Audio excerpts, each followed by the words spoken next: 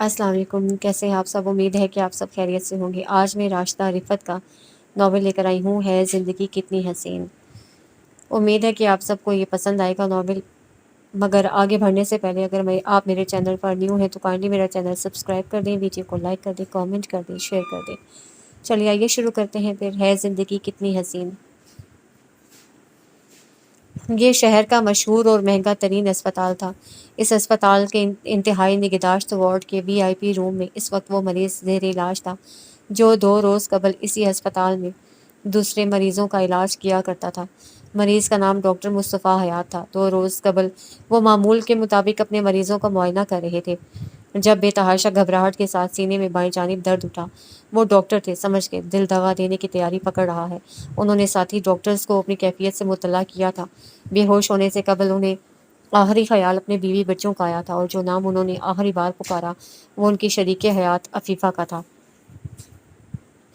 अल्लाह का शुक्र है मम्मा, पापा की हालत अब खतरे से बाहर है। आप प्लीज़ घर जाकर थोड़ा सा आराम कर लें। अनाबिया ने माँ के हाथ थाम कर उन्हें लजाजत से मुखातिब किया।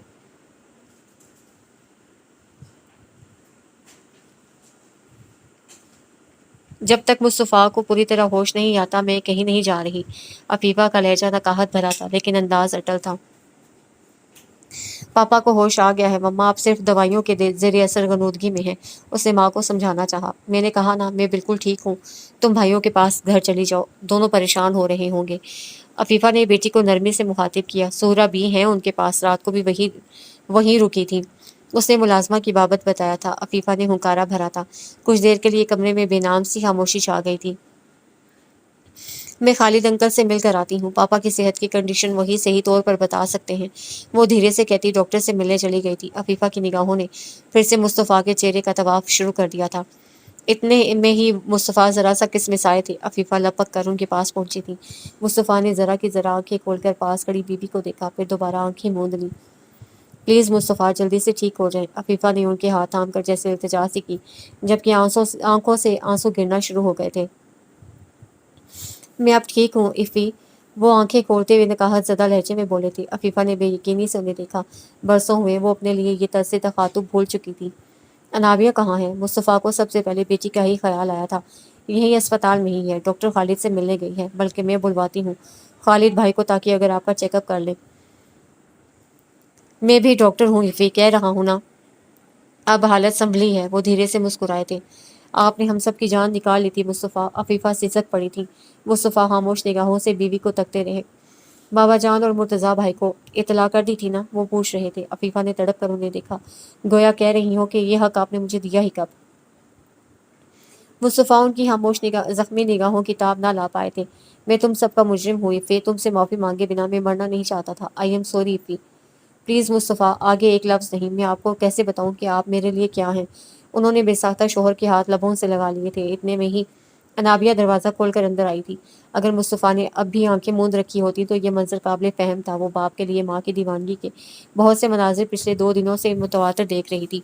लेकिन हैरत अंगेज़ बात ये थी कि मुस्तफ़ा मुकम्मल होशो हवास में थे और मोहब्बत भरी निगाहों से बीवी को तक रहे थे। पापा, अनाबिया लपक कर उनके करीब आई। वो जैसे अब तक उसकी आमद से लाइम थे। पुकारे जाने पर यकदम चौंके। अफीफ़ा ने भी खज्जल सा होकर उनके हाथ छोड़े थे। पापा की जान। मुस्तफ़ा ने बाहें बेटी के लिए बाँ कर दी। वो उनके सीने से जा चिमटी थी। आपने हम सब की जान निकाल दी थी पापा। उनकी बेटी रोते हुए माँ वाला फिक्रा ही दोहरा रही थी। मुस्तफ़ा बेसाख्ता मुस्कुराए थे, फिर बेटी की पेशानी चूम ली। पापा ने सारी ज़िंदगी हर किसी को परेशान ही किया है बेटा, पर शायद कुदरत ने एक मोहलत दे दी कि जाने से पहले अपनी गलतियों की तस्दीक कर लूँ। वो धीरे से बोले, फिर अफीफ़ा की सिमत देखा। मुर्तज़ा भाई को इत्तला कर दो इफ़ी। अगर पहले इत्तला कर देती तो ये कड़ा वक्त तुम्हें अकेले ना गुजारना पड़ता। ये ऐसा वक्त था कि तुम मेरी हुकूमतदूली कर सकती थी। अफीफ़ा कुछ न बोली थी, बस ज़रा सा मुस्कुराकर अस्बात में गर्दन हिला दी। सलमान और सिनान घर पर हैं? वो अब बेटों के मुतल्लिक पूछ रहे थे। जी पापा, बहुत मुश्किल से उन्हें घर रोका है, आने की ज़िद कर रहे थे। जवाब अनाबिया ने दिया था। तभी डॉक्टर खालिद और डॉक्टर अकबर अंदर आए थे। मरीज़ बनकर बेड पर लेटे, आप बिल्कुल अच्छे नहीं लग रहे डॉक्टर साहब, जल्दी से सेहत पकड़ें और बिस्तर की जान छोड़ें। डॉक्टर अकबर ने बशाशत से उन्हें मुखातिब किया। मुस्तफ़ा मुस्कुरा दिए थे। अनाबिया दिल की तसल्ली के लिए बाप की सेहत जाबी के मुतल्लिक دونوں ڈاکٹرز سے چھوٹے چھوٹے سوال پوچھنے لگی، جبکہ عفیفہ اپنا سیل فون ہاتھ میں لے کر کمرے سے باہر نکل گئی۔ انہیں نہ صرف گھر پر موجود بیٹوں کو باپ کی خیریت بتانا تھی، بلکہ کہیں اور بھی فون کرنا تھا۔ اس دعا کے ساتھ انہوں نے نمبر ملایا تھا کہ کہیں اتنے برسوں میں لینڈ لائن کنیکشن منقطع نہ ہو گیا ہو۔ نمبر ان کے دل پر نقش تھا۔ 23 برسوں بعد بھی انہیں نمبر یاد کرنے کے لیے ذہن پر زور نہ دینا پڑا تھا۔ میکانیکی طریقے سے ان کی انگلیوں نے نمبر پریس کیا تھا۔ دوسری طرف بیل جا رہی تھی۔ عفیفہ کی آنکھیں ڈبڈبا گئیں۔ تیسری بیل پر فون اٹھا لیا گیا تھا۔ عفیفہ نے کپکپاتی ہوئی آواز میں سلام کیا تھا۔ میں غلطی پر تھا بابا جان، اس کا ادراک مجھے برسوں پہلے ہو گیا تھا، لیکن میری انا مجھے خود سے بھی اعتراف کرنے کی اجازت نہ دیتی تھی۔ میں جھک نہ سکا اور آخرکار ٹوٹ گیا۔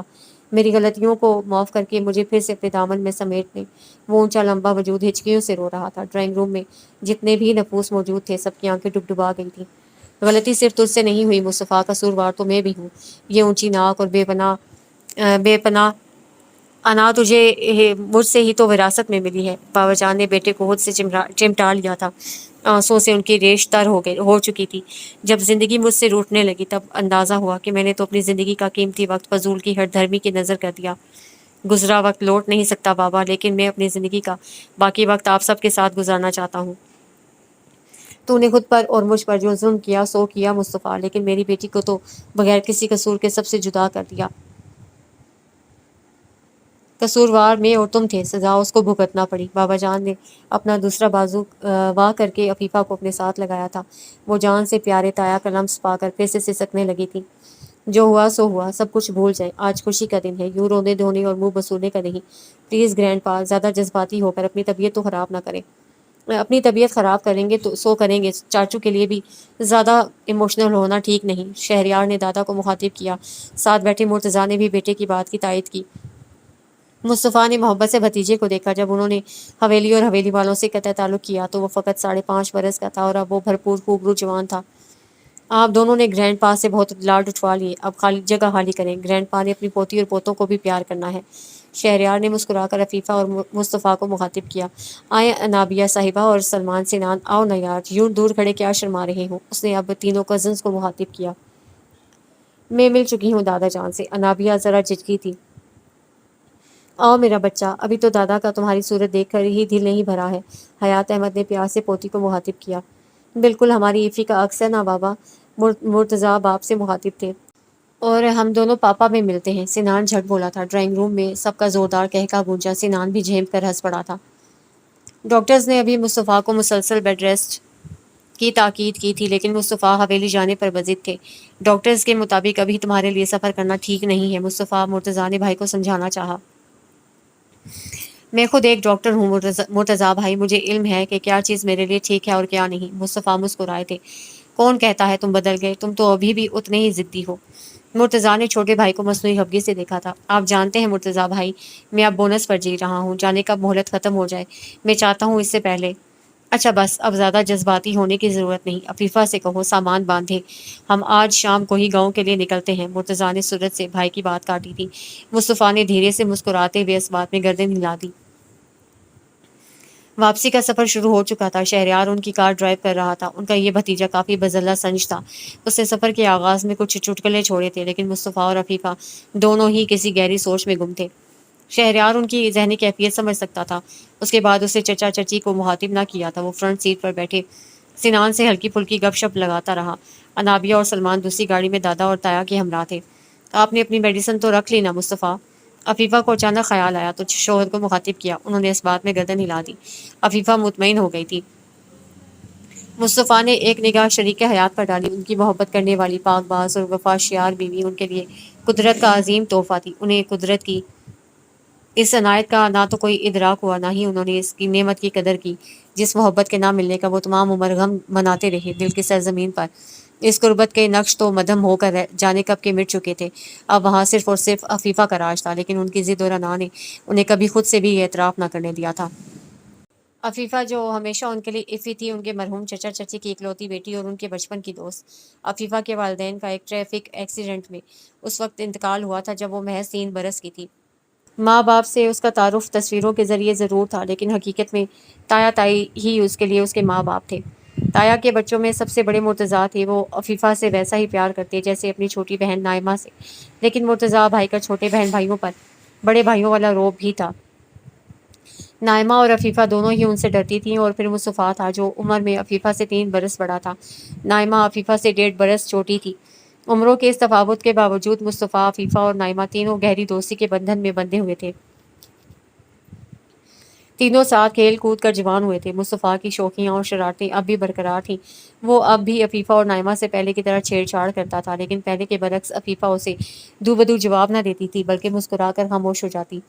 ذہین فتین مصطفیٰ کو علم ہی نہ ہو سکا کہ اس کے بچپن کی دوست افی اب اس کی آنکھوں میں آنکھیں ڈال کر بات کرنے سے اس لیے کتراتی ہے کہ کہیں مصطفیٰ ان آنکھوں میں اپنی محبت کا عکس نہ پا لے۔ مشرقی لڑکی کی شرم و حیا نے اسے محبوب کو حال دل سنانے کی اجازت ہی نہ دی، اور محبوب کسی اور کی زلف کا اسیر ہو گیا۔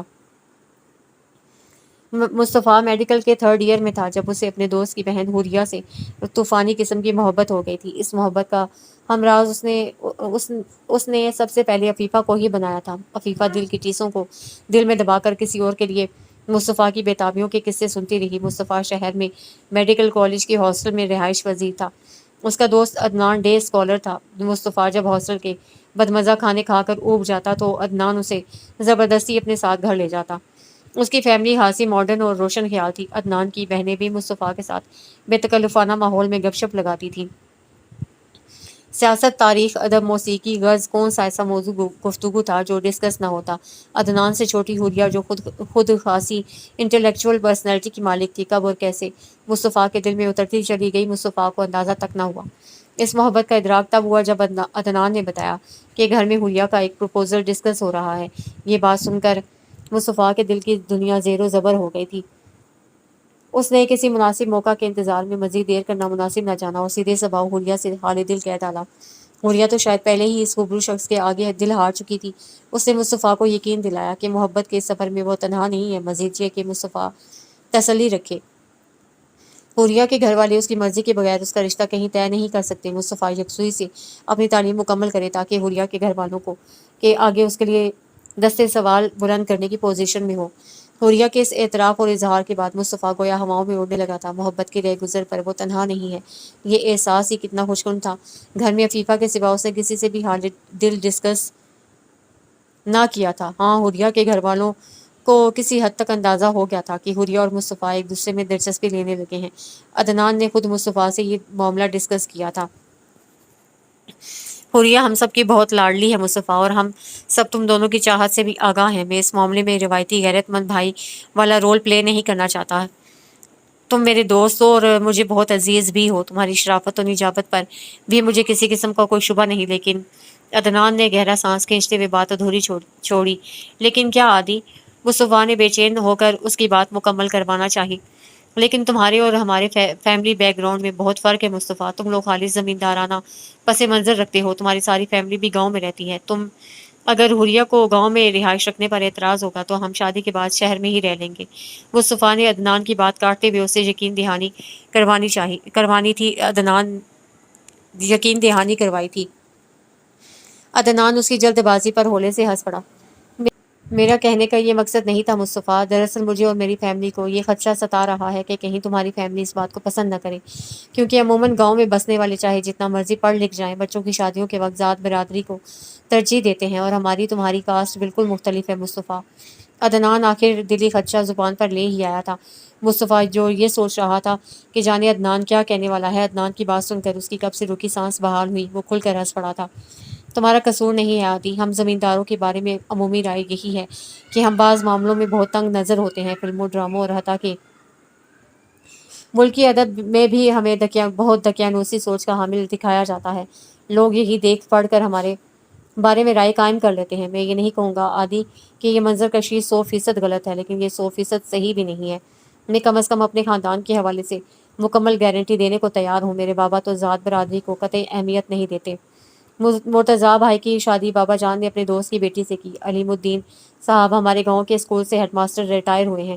انہوں نے ساری عمر گاؤں کے بچوں بچیوں میں علم کی شمع روشن کی۔ وہ میرے بابا کے گہرے دوستوں میں سے ہیں۔ قطعی مختلف برادری سے تعلق رکھنے کے باوجود بابا جان نے مرتضیٰ بھائی کے لیے ان کی بیٹی کا ہاتھ مانگا۔ लोगों को इस फैसले पर ताज्जुब भी हुआ, लेकिन अल्हम्दुलिल्लाह बाबा का इंतखाब बिल्कुल दुरुस्त साबित हुआ। मुर्तज़ा भाई और मैमूना भाभी बहुत खुशगवार ज़िंदगी गुजार रहे हैं। अदनान की तसल्ली के लिए मुस्तफ़ा ने तफसीली जवाब दिया था। उस वजाहत के बाद अदनान भी मुतमईन हो गया था। एक बात और आदि, अगर ज़ात बरादरी या इसी तरह का कोई और इशू उठता तब भी मैं हरगिज़ अपनी चाहत से दस्तबरदार ना होता। मैंने हुलिया से मोहब्बत की है और मैं पूरे इज़्ज़त और एहतराम से इसे अपनी ज़िंदगी का हिस्सा बनाऊंगा। मुर्तज़ा ने दोस्त को भरपूर यकीन दिलाया था। मुझे तुम पर यकीन है मुस्तफ़ा, बस हुलिया हम सबको बहुत प्यारी है। यूँ समझो कि घर भर की जान है उसमें, इसलिए ओवर कॉन्शियस हो रहे थे कि कभी उसे कोई जज्बाती धचका ना पहुंचे। मेरी बहन बहुत हसास है मुस्तफ़ा, उसका हमेशा ख्याल रखना। अदनान ज़रा जज्बाती हुआ था। कहने की ज़रूरत नहीं, मुस्तफ़ा धीरे से मुस्कुरा कर बोला। और फिर हुरिया के घर जाने और उससे मिलने में थोड़ी बहुत झिझक पेश आती थी, उसका खात्मा हो गया। अदनान अदनान के घर वाले उसे अदनान का दोस्त नहीं बल्कि मुस्तकबिल के दामाद वाला प्रोटोकॉल मिलता था। हुरिया के साथ बैठकर उसने मुस्तकबिल के कितने सुनहरी सपने बुन लिए थे और अफीफ़ा के मशवरे पर अब वो अपनी माँ जी को मोहब्बत के राज में शरीक करना चाहता था, लेकिन इससे पहले वो माँ को कुछ बता पाता, अचानक हरकतें कल्ब बंद होने से माँ जी राही अदम सुधार गई। ये मुस्तफ़ा के लिए बहुत बड़ा धचका, जज्बाती धचका था। वो माँ का लाडला तरीन बच्चा था, उनकी मौत को वो किसी तौर कबूल ना कर पा रहा था। ऐसे में अफीफ़ा ने उसकी बहुत हिम्मत बंधाई, हालांकि वो खुद माँ जैसी ताई के बिछड़ने का गम ना भुला पा रही थी, लेकिन घर वालों को संभालने समेटने के लिए उसे अपना गम पसे पुश्त डालना पड़ा था। ताया जान, मुर्तज़ा भाई, नाइमा और सबसे बढ़कर मुस्तफ़ा, उसने सबकी दिलजोई में कोई कसर ना छोड़ी थी। मुस्तफ़ा माँ की बातें, उनकी यादें दोहराने पर आता तो घंटों बोलता रहता। उन दिनों उसे हुरिया की याद भी ना सताती थी। हुरिया ने उसकी माँ के इंतकाल पर उससे भरपूर ताज़ियत की थी। उसकी जहनी कैफियत समझते हुए वो उसे तसल्ली दिलासा देने की हरतल मकदूर कोशिश भी करती, लेकिन ये भी एक हकीकत थी कि मुस्तफ़ा की माँ से उसकी कोई जज्बाती वाबस्तगी ना थी। वो मुस्तफ़ा को तसल्ली देती तो एक रस्मी तसल्ली होती। इन दिनों उसे सिर्फ अफीफ़ा के वजूद से ही जज्बाती ढारस मिलती थी। वक्त गुजरने के साथ गमज़दा दिल को करार आ ही गया। अब उसकी हाउस जॉब शुरू हो चुकी थी। इंतहाई टफ शेड्यूल के बावजूद वो हुरिया से मिलने का वक्त निकाल लेता था। हुरिया की ख्वाहिश थी कि अब मुस्तफ़ा के घर वाले उसका बाकायदा रिश्ता मांग लें। मुस्तफ़ा गाँव गया तो ये सोच कर गया कि बाबा जान से इस मौजू पर बात करेगा। उसे हरगिज़ अंदाज़ा ना था कि बाबा जान भी कुछ सोचे बैठे हैं और शिद्दत से उसकी आमद के मुंतज़िर हैं। रात के खाने के बाद बाबा जान ने उसे अपने कमरे में बुलवाया था। तुम्हारी भाभी नाइमा के लिए अपने भाई का रिश्ता पेश कर रही हैं। तुम्हारी क्या राय है इस बारे में? साकिब अच्छा लड़का है बाबा जान, लेकिन इस तरह तो वटा सटा नहीं हो जाएगा। मैं भी यही सोचकर मुतज़ब्ज़ब था, लेकिन मैमूना बहुत सुलझी हुई बच्ची है। इतने बरस हो गए हैं मुर्तज़ा की शादी को, कभी भी बच्चियों के साथ मैमूना की नंद भावज वाली चपकलिश नहीं हुई। फिर साकिब हमारी नज़रों के सामने पला बढ़ा है, हीरा बच्चा है। उसका बाप अलीमुद्दीन तो है ही मेरा जिगरी यार। जब मैंने मुर्तज़ा के लिए मैमूना का हाथ मांगा था तो उसने सोचने के लिए 5 सेकंड की भी मोहलत ना ली थी। और अब जब वो लोग अपने बेटे के लिए हमारी बेटी के तलबगार हुए हैं तो हम चंद बेबुनियाद खदशात का शिकार हो रहे हैं। मुतज़ब्ज़ब हैं। अलीमुद्दीन ने तो कह दिया है कि हमारा जो भी जवाब होगा वो उसे खुश दिली से तस्लीम करेगा। मेरा दिल तो इस रिश्ते पर राज़ी है बेटा, मुर्तज़ा भी राज़ी है। बस मुझे तुम्हारी राय का इंतज़ार है ताकि उन लोगों को हतमी जवाब दे दूँ। बाबा जान ने तवील तमहीद बांधी थी। ठीक है बाबा, फिर आप अलीम अंकल को हाँ कर दें। साकिब वाकई हर लिहाज से हमारी नाइमा के काबिल है। अल्लाह का नाम लेकर बात पक्की कर दें। मुस्तफ़ा ने भी मुस्बत इंदिया दे दिया। बस फिर ठीक है, अलीमुद्दीन को हाँ कह देता हूँ। वो तो जल्द शादी का के ख्वाहिशमंद है, मगर उन्हें चंद माह इंतज़ार करना होगा। तुम्हारी हाउस जॉब मुकम्मल हो जाए तो तुम्हारे वलीमे वाले दिन नाइमा को रुखसत कर देंगे। अल्हम्दुलिल्लाह मैं अपनी तीनों जिम्मेदारियों से सुबकदोश हो जाऊंगा। जब से तुम्हारी माँ का अचानक बुलावा आया है यार, मैं अपनी ज़िंदगी के हवाले से बहुत खाइफ रहने लगा हूँ। दिन रात अल्लाह से यही दुआ करता हूँ कि कम अज़ कम मैं अपनी दोनों बच्चियों को अपनी अपनी ज़िंदगी में ही घर बाहर का कर दूँ। बाबा जान बोल रहे थे और मुस्तफ़ा नासमझी से उन्हें तक रहा था। उनकी इस बात का जो मफ़हूम निकलता था, मुस्तफ़ा का जहन उसे तस्लीम करने से इनकारी था। वैसे हम पर अल्लाह का कितना करम है ना मुस्तफ़ा, एक बेटी रुखसत होकर ससुराल चली जाएगी तो दूसरी बेटी रुखसती के बाद भी सदा हमारी आंखों के सामने रहेगी। तुम्हारी बहिश्तन माँ कहती थी कि अफीफ़ा मैं फिर से शादी नहीं कर सकता बाबा जान। मुस्तफ़ा ने यकलख्त तो उनकी बात काटी थी। बाबा जान ये बात सुनने की हरगिज़ तवक्को ना कर रहे थे। चंद लम्हों के लिए वो कुछ बोल ना सके। मैं किसी और को पसंद करता हूँ बाबा जान, और आज मैं आपसे इसी मौजू पर बात करना चाहता था। मेरे दोस्त अदनान को तो आप जानते हैं ना, एक बार वो मेरे साथ गाँव भी आया था। हुरिया उसकी छोटी बहन है। हम एक दूसरे को बहुत चाहते हैं बाबा जान। وہ بہت اچھی لڑکی ہے، ہم دونوں کے درمیان بہت انڈرسٹینڈنگ ہے بابا جان۔ مصطفیٰ نے لجاجت سے باپ کو مخاطب کیا۔ کیا وہ لڑکی عفیفہ سے بھی اچھی ہے؟ انہوں نے سرد سے لہجے میں استفسار کیا۔ عفیفہ کے ساتھ اس کا کیا موازنہ؟ مصطفیٰ قدرے جھنجھلا کر بولا، ہاں، عفیفہ کے ساتھ کسی ایسی ویسی لڑکی کا موازنہ یا مقابلہ کیا بھی نہیں جا سکتا، انہوں نے ہنکارا بھر کر کہا تھا۔ ایسی ویسی سے آپ کی کیا مراد ہے؟ مصطفیٰ چٹک کر بولا، میں فضول کی بحث میں نہیں پڑنا چاہتا مصطفیٰ، تمہاری شادی عفیفہ سے ہی ہوگی، یہ تمہاری مرحومہ ماں کی بھی خواہش تھی اور میرا بھی یہی فیصلہ ہے۔ انہوں نے بیٹے کو بے لچک انداز میں مخاطب کیا۔ میں نے ایفی کو کبھی اس نظر سے نہیں دیکھا بابا جان، وہ صرف میری کزن ہے اور بہت اچھی دوست۔ میں نے اور تمہاری مرحومہ ماں نے تمہارے بچپن میں ہی یہ فیصلہ کر لیا تھا کہ عفیفہ ہی تمہاری دلہن بنے گی، لیکن اس بات کا اعلان کرنے کا وہ مناسب وقت نہ تھا۔ عفیفہ اسی گھر میں پل بڑھ کر بڑی ہوئی ہے، ہم نہیں چاہتے تھے کہ تم دونوں کے بیچ کسی قسم کی جھجک پیدا ہو، لیکن اب احساس ہو رہا ہے کہ ہم غلطی پر تھے۔ اگر تمہیں پہلے علم ہوتا کہ عفیفہ نے تمہاری شریک حیات بننا ہے تو تم کسی اور لڑکی کی جانب متوجہ ہی نہ ہوتے، لیکن خیر جو ہوا سو ہوا، ابھی بھی وہ بہت دیر نہیں ہوئی ہے۔ جس وقتی پسندیدگی کو تم محبت کا نام دے رہے ہو اس سے جلد از جلد پیچھا چھڑوا لو۔ تمہاری شادی عفیفہ سے ہی ہوگی، میرا اٹل فیصلہ ہے، اور میں دوبارہ اس موضوع پر بحث نہیں کرنا چاہوں گا۔ کس بے نیازی سے بابا جان نے حکم صادر کیا تھا؟ مصطفیٰ بے بسی سے انہیں دیکھ کر رہ گیا۔ وہ سیدھا عفیفہ کے پاس گیا تھا۔ تم جانتی ہو عفی، بابا جان تمہارے اور میرے متعلق کیا سوچے بیٹھے ہیں۔ میں حوریہ کے سوا کسی اور سے شادی کا تصور بھی نہیں کر سکتا۔ حوریہ کے لیے میری چاہت اور دیوانگی سے تم اچھی طرح واقف ہو۔ پلیز تم بابا جان سے بات کرو، انہیں سمجھاؤ، تم تو ان کی بہت لاڈلی ہو، وہ تمہاری کوئی بات نہیں ٹالتے۔ مصطفیٰ کا لہجہ منت بھرا تھا۔ عفیفہ اسے خالی خالی نگاہوں سے تکنے لگی تھی۔ بتاؤ عفی، تم بات کرو گی نا بابا جان سے؟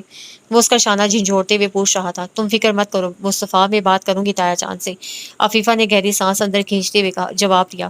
مصطفیٰ مطمئن ہو کر پلٹ گیا تھا۔ یہ اس کی بھول تھی کہ عفیفہ حیات احمد کا فیصلہ بدلوانے کی قدرت رکھتی ہے۔ وہ اگلی بار گاؤں آیا تو سب سے پہلے عفیفہ سے ملنے اس کے کمرے میں گیا تھا، کچھ پوچھنے کی نوبت ہی نہ آئی تھی۔ تایا جان میری بھی کوئی بات سننے پر تیار نہیں ہے مصطفیٰ، عفیفہ نے اسے بے بسی سے آگاہ کیا تھا۔ وہ مرتضیٰ کے پاس جا پہنچا۔ میں آپ کو بتا رہا ہوں بھائی، حوریہ کے سوا میں کسی سے شادی کرنے کا سوچ بھی نہیں سکتا۔ اگر بابا جان اس سے شادی پر راضی نہیں تو آپ کو میرے لیے سٹینڈ لینا ہوگا۔ حوریہ کے گھر آپ اور بھابھی میرا رشتہ لے کر جائیں گے۔ میں جلد از جلد اس سے نکاح کرنا چاہتا ہوں۔ کسی انہونی کے خوف سے مصطفیٰ واقعی جلد از جلد حوریہ کو اپنے نکاح میں لانا چاہتا تھا۔ مرتضیٰ نے بھی پہلے تو اسے عفیفہ کے لیے قائل کرنے کی ہر ممکن کوشش کی، پھر آخر ہار مان لی تھی۔ اچھا ٹھیک ہے یار، میں بابا جان کو سمجھانے کی اپنی سی کوشش کرتا ہوں، انہوں نے اسے تسلی دی۔ حیات احمد سے یہ بات کرنے کی دیر تھی، وہ بری طرح آگ بگولا ہو گئے۔ بجائے اس کے کہ تم بھائی کو سمجھاؤ، اس کی وکالت کرنے میرے پاس پہنچ گئے۔ میں کسی ایسی لڑکی کو کیسے بہو بنا سکتا ہوں جس نے ایک غیر لڑکے کے ساتھ پیار کی پینگیں بڑھائیں، اس کے عشق میں مبتلا ہو کر یہ باپ سے بات کرنے کی تمیز بھول گیا ہے۔ مجھے دھمکی دے رہا ہے کہ اگر اس لڑکی کے گھر ہم رشتہ لے کر نہیں گئے تو یہ گھر چھوڑ کر چلا جائے گا۔ اگر آپ حوریہ کے گھر میرا رشتہ لے کر نہیں گئے تو میں مرتضیٰ بھائی کو اپنے ساتھ لے جاؤں گا۔ مصطفیٰ باپ کی آنکھوں میں آنکھیں ڈال کر مخاطب ہوا۔ اگر مرتضیٰ نے یہ کیا تو میں تمہارے ساتھ اسے بھی آنکھ کر دوں گا، انہوں نے سرد لہجے میں باور کروایا۔ مصطفیٰ نے مدد طلب نگاہوں سے بھائی کو دیکھا۔ عفی بہت اچھی لڑکی ہے مصطفیٰ، بابا جان کی بات مان لو یار۔ مرتضیٰ کی بات سن کر مصطفیٰ کے چہرے پر استزائیہ تاثرات ابھر آئے تھے۔ مرتضیٰ نے اس کے کندھے پر ہاتھ رکھ کر کچھ سمجھانا چاہا تھا، مگر مصطفیٰ نے سرد مہری سے بھائی کا ہاتھ جھٹک دیا۔ شادی تو میں حوریہ سے ہی کروں گا، چاہے آپ لوگوں کی رضامندی شامل ہو یا نہ ہو۔ مصطفیٰ کے تیور بتا رہے تھے کہ وہ کچھ کرنے کی ٹھان چکا ہے۔ نائمہ انتہائی متوحش ہو کر بھائی کے پاس آئی تھی۔ یہ گھر میں کیا ہو رہا ہے بھائی؟ آپ نے عفی سے شادی سے انکار کر دیا ہے، آخر کیوں بھائی؟ عفی سے زیادہ آپ کو دنیا میں کوئی دوسرا نہیں چاہ سکتا، بابا کی بات مان لیں، عفی کے لیے ہاں کر دیں۔ نائمہ نے لجاجت بھرے لہجے میں بھائی کو مخاطب کیا۔ عفی مجھے چاہتی ہے؟ مصطفیٰ نے حیران ہو کر خود کلامی کی۔ وہ آپ سے بہت محبت کرتی ہے بھائی، آپ ہی اس کی چاہت سے واقف نہیں۔ آپ کو دیکھ کر اس کی آنکھیں کیسے جگمگانے لگتی ہیں، کاش آپ بھی ان آنکھوں میں جھانک کر تو دیکھتے۔ اوہ، تو یعنی یہ بات ہے۔ میں حیران ہو رہا تھا کہ بابا جان عفی کے نام کی رٹ کیوں لگائے بیٹھے ہیں، اسے کوئی بھی اچھا لڑکا مل سکتا ہے۔ اب سمجھ میں آیا کہ بابا حوریہ سے میری شادی کیوں نہیں ہونے دے رہے۔ انہیں بیٹے سے زیادہ بھتیجی عزیز ہے، وہ اسے اس کی چاہت دلوانے کے در پہ ہے، چاہے اس کے لیے انہیں میرے خواب اجاڑنے پڑے۔ اور میں اتنا احمق کہ عفیفہ کو اپنا بہترین دوست جان کر اسے اپنی ہر بات شیئر کرتا رہا، اور بابا سے اپنی بات منوانے کے لیے بھی سب سے پہلے عفی سے ہی مدد مانگی۔ اس روئے زمین پر مجھ سے بڑا ظالم گھامڑ اور کون ہوگا بھلا؟ وہ استزائیہ انداز میں نائمہ سے بولا۔ ایسے تو مت کہیں بھائی، مصطفیٰ کی اس درجہ بدگمانی پر نائمہ کو رونا آنے لگا تھا۔ جا کر کہہ دو عفیفہ سے میں کوئی کھلونا نہیں ہوں کہ اس کی خوشی کی خاطر اس کی زندگی میں شامل کر دیا جاؤں۔ بابا جان کو بھتیجی یا بیٹے میں سے کسی ایک کا انتخاب کرنا پڑے گا۔ مصطفیٰ تن پن کرتا چلا گیا تھا۔ اس نے سوچ لیا تھا کہ بابا جان کو منانے کے لیے اب اپنی توانائیاں خرچ نہیں کرے گا۔ اس بار شہر جائے گا تو تب تک پلٹ کر واپس نہ آئے گا جب تک بابا جان اس کی ضد کے آگے گھٹنے نہ ٹیک دیں۔ اس پلان پر عمل درآمد کی نوبت ہی نہ آئی تھی۔ اگلے روز جمعہ تھا۔ وہ نماز جمعہ کی ادائیگی کے لیے حویلی سے باہر نکلا تو چولہوں پر دیگیں چڑھی ہوئی تھی۔ یہ کوئی انوکھا منظر نہیں تھا۔ بابا جان باقاعدگی سے صدقہ خیرات کرتے تھے، لیکن اس کے لیے عموماً جمعرات کا دن مخصوص ہوتا تھا، پھر بھی اس نے کوئی خاص دھیان نہ دیا۔ نماز جمعہ کی ادائیگی کے بعد مسجد کے پیش امام نے لاؤڈ اسپیکر پر اعلان کیا تھا کہ کچھ دیر بعد ملک حیات احمد کی حویلی میں ان کے بیٹے اور بھتیجی کا نکاح پڑھایا جائے گا، اور اس خوشی کے موقع پر سب گاؤں والوں کے لیے دعوت عام ہے۔ دیکھتے ہی دیکھتے گاؤں کے سرکردہ لوگ حویلی میں اکٹھے ہو چکے تھے۔ مصطفیٰ اپنے کمرے میں بیٹھا بے بسی سے مٹھیاں بھیج رہا تھا۔ باہر لوگوں کا جمع غفیر اکٹھا تھا۔ مبارک سلامت کی صدائیں بلند ہو رہی تھی۔ مرتضیٰ بھائی اور میمونہ بھابھی بپھرے ہوئے مصطفیٰ کو رام کرنے کی کوشش میں مصروف تھے۔ جب بابا جان کمرے میں داخل ہوئے، آج اگر میری عزت پاؤں تلے روند کر تم جانا چاہو تو جا سکتے ہو، لیکن یاد رکھنا پھر جیتے جی میری شکل نہ دیکھ پاؤ گے۔ مجھ سے یا حویلی کے کسی بھی بندے سے تمہارا کوئی تعلق واسطہ نہ ہوگا۔ میں اخبارات میں اعلان لا تعلقی کے اشتہار چھپوا دوں گا، اور پھر دیکھوں گا کہ کوئی معزز گھرانہ تمہیں اپنی بیٹی کا رشتہ کیسے دیتا ہے۔ وہ بیٹے کو چیلنج کر رہے تھے۔ مصطفیٰ نے لہورنگ آنکھیں اٹھا کر باپ کو دیکھا۔ ٹھیک ہے، آپ نکاح خواہوں کو بلائیں، میں نکاح کے لیے تیار ہوں۔ بابا جان کے لبوں پر مطمئن سی مسکراہٹ پھیل گئی۔ ان کی پلاننگ کامیاب ہوئی تھی۔ مصطفیٰ کو بات مانتے ہی بنی تھی۔ چند لمحوں کے اندر اندر نکاح پڑھا دیا گیا۔ لوگ دلہا سے گلے ملتے ہوئے اس سے مبارکباد دے رہے تھے۔ مصطفیٰ میکانکی انداز میں ساری کارروائی نمٹاتا رہا، اور جب کھانا تناول کر کے مہمان رخصت ہو گئے تو مصطفیٰ نے اپنا بیگ کندھے پر ڈالا اور عفیفہ کے کمرے میں جا کر اسے کلائی سے گھسیٹتا ہوا صحن میں لے آیا۔ کہاں لے کر جا رہے ہو تم عفیفہ کو؟ بابا جان اس کے انداز پر غضبناک ہوئے۔ میں اپنی بیوی کو اپنے ساتھ لے کر جا رہا ہوں بابا جان۔ اس حویلی اور اس کے مکینوں سے اب میرا یا میری بیوی کا کوئی تعلق نہیں۔ آپ بیٹے کو آگ کرنے کی دھمکی دے رہے تھے نا؟ آپ نے بیٹے کے ساتھ ساتھ جان سے پیاری بھتیجی کو بھی ہمیشہ کے لیے کھو دیا ہے۔ آپ یہ سوچ کر خوش نہ ہو کہ آپ بازی جیت چکے ہیں، آپ بہت بڑی بات سے دوچار ہوئے ہیں بابا جان۔ وہ زہر خوند لہجے میں باپ سے مخاطب ہوا۔ عفیفہ کہیں نہیں جائے گی، وہ دھاڑے تھے۔ بھلے سے نہ جائے، مجھے طلاق کے 3 حرف کہنے میں 3 سیکنڈ بھی نہیں لگیں گے، وہ پرسکون لہجے میں گویا ہوا۔ عفیفہ نے زخمی نگاہوں سے مصطفیٰ کو دیکھا۔ وہ تو اپنی محبت سے کب کی دستبردار ہو چکی تھی۔ اس نے ہمیشہ دل سے مصطفیٰ کی خوشیوں کی دعا کی تھی، اور اب جب غیر متوقع طور پر وہ اس کی زندگی میں شامل ہو گئی تھی تو کس سنگ دلی سے وہ اسے چھوڑنے کی بات کر رہا تھا۔ بے قصور ہوتے ہوئے باپ بیٹے کی اناؤں کی جنگ میں اس کا وجود پس رہا تھا۔ مصطفیٰ کی دھمکی کے بعد حیات احمد کچھ نہ بول پائے تھے۔ مصطفیٰ فاتحانہ نگاہوں سے انہیں دیکھتا عفیفہ کو لے کر چلا گیا تھا۔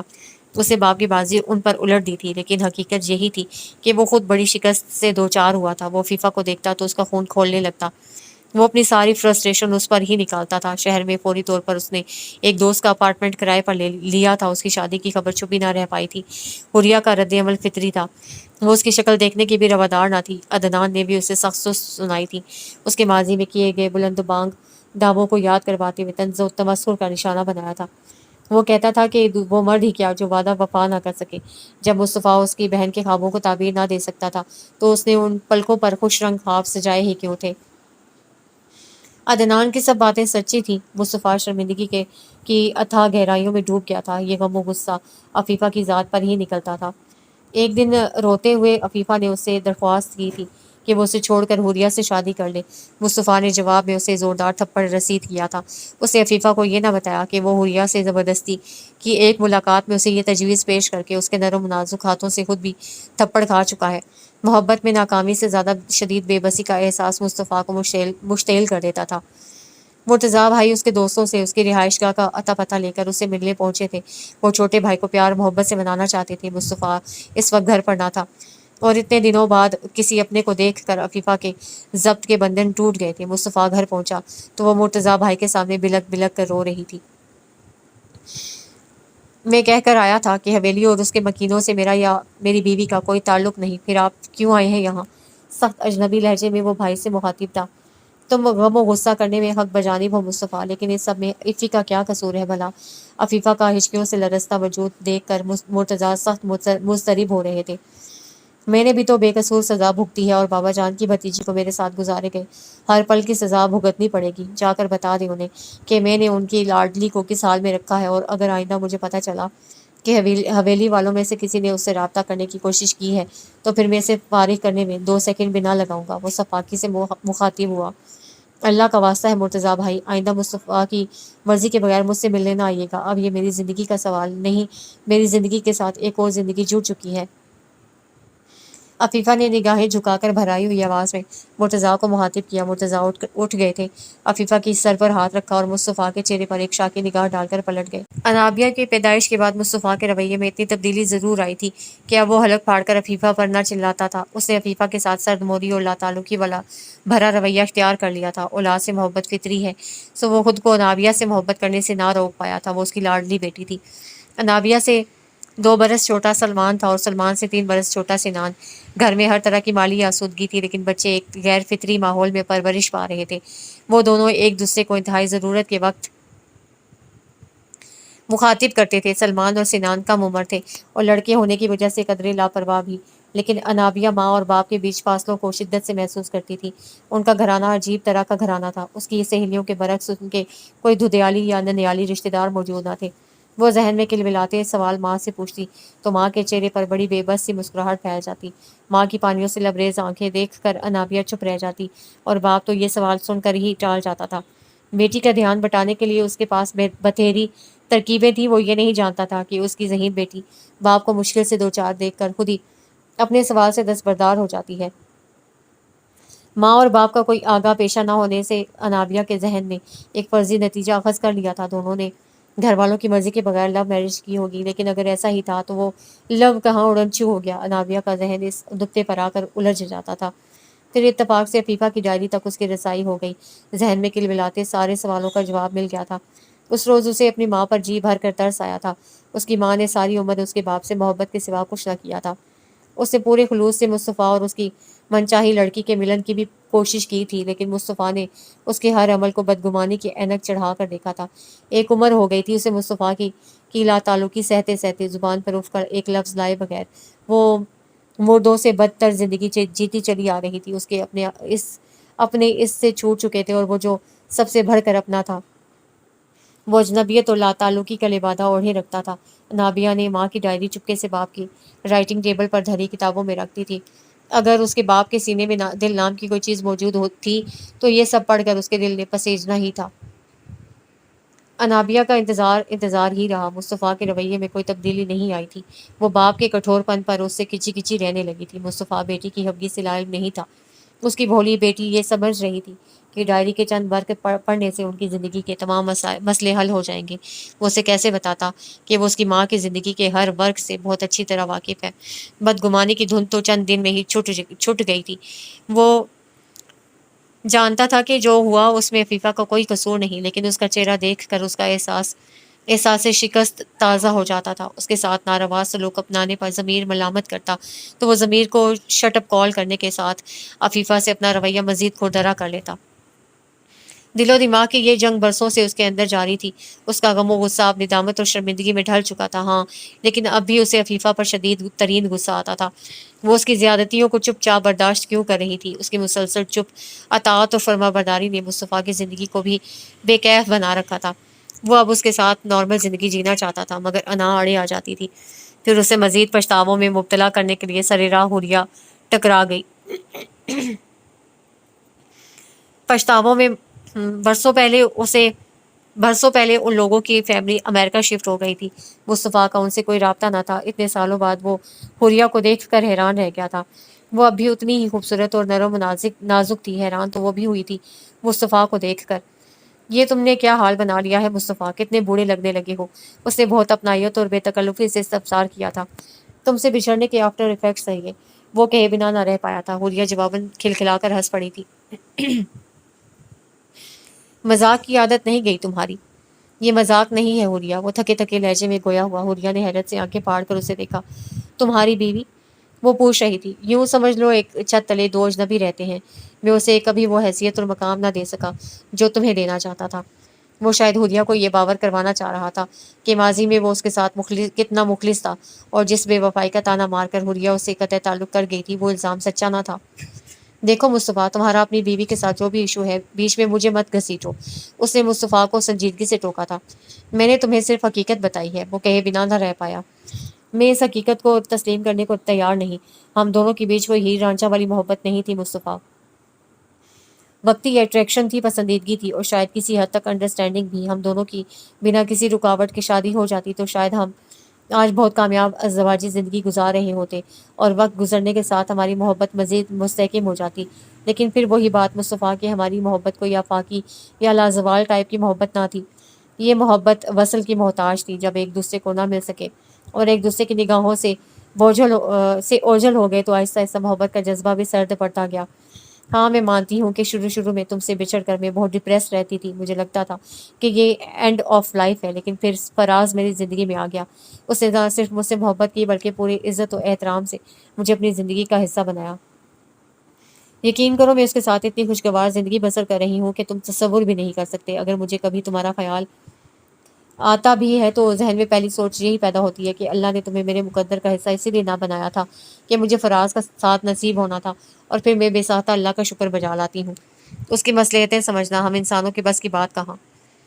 حوریہ اس کے وجود کو پچھتاووں کی بھٹی میں جھونک کر چلتی بنی تھی۔ اللہ کی جس مصلحت کو حوریہ اپنی خوش نصیبی گردان رہی تھی، وہ فہم و ادراک اسے کیوں نصیب نہ ہو سکا۔ اللہ نے اسے بھی ایک نیک، باحیا، پاک باز اور خوبصورت بیوی کا ساتھ دیا تھا، خوبصورت اور سلجھے ہوئے بچے جن کی تربیت کا کریڈٹ یقیناً ان کی ماں کو جاتا تھا۔ مالی آسودگی، رزق کی فراوانی، معاشرے میں قابل عزت مقام، شکر کرنے کا کوئی ایک پہلو تھا۔ پھر اتنے برسوں سے اپنے خونی رشتہ داروں سے خود تو قطع تعلق کیا ہوا تھا، بیوی کو بھی اس کے اپنوں سے ملنے کی اجازت نہ تھی۔ بابا جان نے زور زبردستی سے اس کی زندگی کا فیصلہ کر ہی دیا تھا تو ایک حد تک ناراضی دکھا کر اسے اپنی ہر دھرمی کا خاتمہ کر دینا چاہیے تھا۔ نائمہ کی شادی کے موقع پر وہ بڑے ہونے کے باوجود جھک گئے تھے اور اس کی منت کی تھی کہ وہ خود ساختہ ناراضی ختم کر کے بہن کی ڈولی کو کندھا دینے آ جائے۔ اس نے بنا جواب دیے فون کاٹ دیا تھا۔ انہوں نے دوبارہ کال کی۔ اس بار فون عفیفہ نے اٹھایا تھا۔ اگر تمہیں شادی میں جانے کا زیادہ شوق ہو رہا ہے تو اپنے تایا جان سے کہو کہ تمہیں آ کر لے جائیں، لیکن پھر میرے گھر کے دروازے تمہارے لیے ہمیشہ کے لیے بند ہو جائیں گے۔ وہ اتنا تیز بولا تھا کہ فون کے دوسری طرف اس کی آواز سن لی گئی اور پھر دوسری طرف سے فون رکھ دیا گیا۔ اس روز کے بعد حویلی والوں کی طرف سے کوئی رابطہ نہ ہوا تھا۔ وہ اتنا کٹھور تھا کہ پلٹ کر کبھی باپ بھائی کی خبر نہ لی، لیکن اس کے اپنوں کو اطلاع ملنے کی دیر تھی۔ وہ ایک کال پر دوڑے آئے تھے۔ وہ ماضی کی غلطیوں کی معافی مانگنا چاہ رہا تھا اور وہ لوگ اسے ماضی دہرانے کی اجازت ہی نہ دے رہے تھے۔ اب واپسی کا سفر تھا اور گاڑی کی آرام دہ سیٹ سے پشت ٹکائے وہ مسلسل ماضی میں ہی گم تھا۔ جب حویلی کے پھاٹک کے آگے گاڑی جا رکی تو جیسے ماضی کے خیالات کی رو بھی منقطع ہو گئی۔ تکلیف دہ ماضی بیت چکا تھا، خوشگوار حال منتظر تھا۔ حویلی آنے سے پہلے انابیہ، سلمان اور سنان جو تھوڑی بہت جھجک محسوس کر رہے تھے، اب اس کا یکسر خاتمہ ہو چکا تھا۔ دادا، تایا، تائی اور پھوپھو ان کے وارث صدقے جا رہے تھے، انہیں چمٹا کر پیار کر رہے تھے، لیکن دل کی پیاس بجھنے کا نام ہی نہ لے رہی تھی۔ چلو بھائی کزن، تمہاری تو بچپن کی خواہش پوری ہو گئی۔ اللہ تعالیٰ نے تمہیں بیٹھے بٹھائے تمہاری ہم عمر بہن عطا کر دی۔ اب مجھے اپنی سہیلی کے رتبے سے ہٹا کر اس سے پکی دوستی گانٹھ لو۔ شہریار سے چھوٹے شہرام نے علیزہ کو مخاطب کیا۔ شہریار اور شہرام مرتضیٰ کے بیٹے تھے، جبکہ نائمہ کے 3 بچے تھے، سب سے بڑی علیزہ، پھر موحد اور مہد۔ علیزہ ہمیشہ خاندان میں کسی لڑکی کے نہ ہونے کی وجہ سے اللہ سے شکوے کے موڈ میں رہتی تھی اور اس بات پر نائمہ سے ڈانٹ بھی کھاتی تھی۔ شہرام سے اس کی بہت دوستی تھی اور شہرام نے رضاکارانہ طور پر اسے بطور سہیلی اپنی خدمات پیش کر رکھی تھیں۔ اب بھی وہ ہنستے ہوئے اسی حوالے سے علیزہ کو چھیڑ رہا تھا۔ بالکل، اب مجھے 6 فٹ کے سہیلے نما سہیلی کی ضرورت بھی نہیں، مجھے میری حقیقی ہمجولی مل گئی ہے، علیزہ مزے سے بولی تھی۔ پھپھو، آپ کی لاڈلی سے زیادہ طوطا چشم بندہ میں نے آج تک نہیں دیکھا، اس نے نائمہ سے شکوہ کیا۔ نہیں، میں بندہ نہیں، بندی ہوں جناب، اللہ کی نیک بندی، علیزہ ترنت بولی تھی۔ انابیہ مسکراتے ہوئے ان کی نوک جھونک سن رہی تھی۔ زندگی کے ان رنگوں سے اس کی قطعی آشنائی نہ تھی، لیکن یہ سب اسے بہت دلچسپ اور اچھوتا لگ رہا تھا۔ زندگی میں پہلی بار اس نے اپنے ماں باپ کے چہروں پر اتنا سکون اور اطمینانیت محسوس کی تھی۔ نائمہ پھپھو اپنا گھر بار چھوڑ کر 2 دن سے حویلی میں ہی مقیم تھی۔ علیزہ کی انابیہ سے واقعی بہت اچھی دوستی ہو چکی تھی۔ سلمان اور سنان بھی ہر وقت موحد محب کے ساتھ کھیل کود میں مصروف رہتے۔ شفیق اور پرخلوصی میمونہ تائی بھی انابیہ کو بہت اچھی لگی تھی۔ اتنے برسوں بعد بھی انہیں کھانے پینے میں مصطفیٰ اور عفیفہ کی پسند ناپسند بخوبی یاد تھی۔ مصطفیٰ کے لیے پرہیزی کھانا بنانا مجبوری تھی، لیکن وہ عفیفہ اور بچوں کے لیے کھانے کا اہتمام کرنے میں کوئی کسر نہ چھوڑتی تھیں۔ پھر بھی ان کا دل مطمئن نہ ہوتا۔ کوفتوں کے لیے اتنا بہترین قیمہ منگوایا تھا میں نے، اور تم نے منع کر دیا۔ میمونہ کو بھرے دسترخوان پر کوفتوں کی کمی کھلی تھی۔ اس ہرے مسالے کے چکن، گاجر، میتھی اور فروٹ ٹرائفل کے بعد کوفتوں کی گنجائش کہاں بچتی تھی بھابھی؟ عفیفہ مسکرائی تھی۔ دراصل چچی جان، آپ شادی کے بعد پہلی بار میں کے آئی ہیں نا، اسی لیے امی اتنا اہتمام کر رہی ہیں۔ شہرام نے مسکرا کر عفیفہ کو مخاطب کیا۔ انابیہ کو اتنی زور سے ہنسی آئی تھی کہ اسے اچھو لگ گیا۔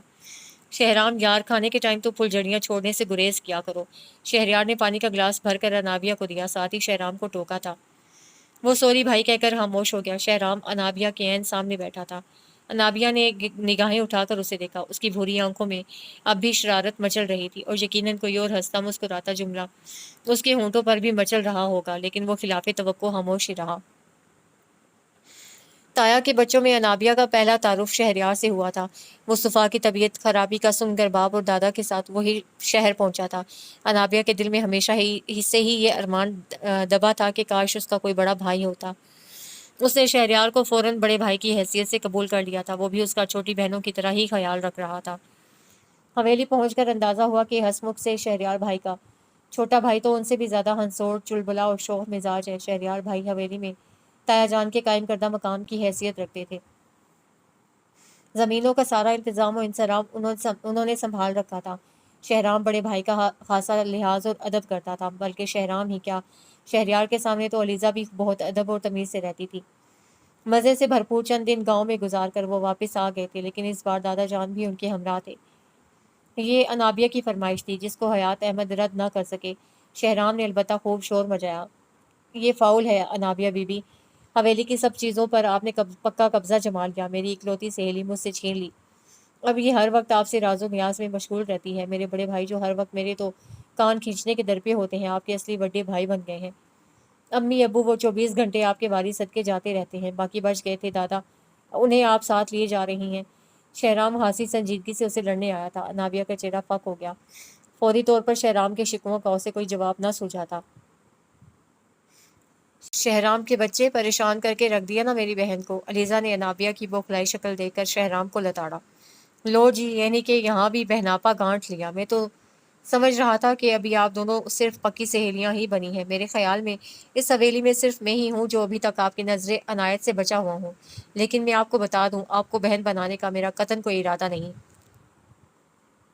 وہ اس پر نگاہیں جماتے ہوئے بظاہر سنجیدگی سے بولا تھا، لیکن آنکھوں میں شرارت موجود تھی۔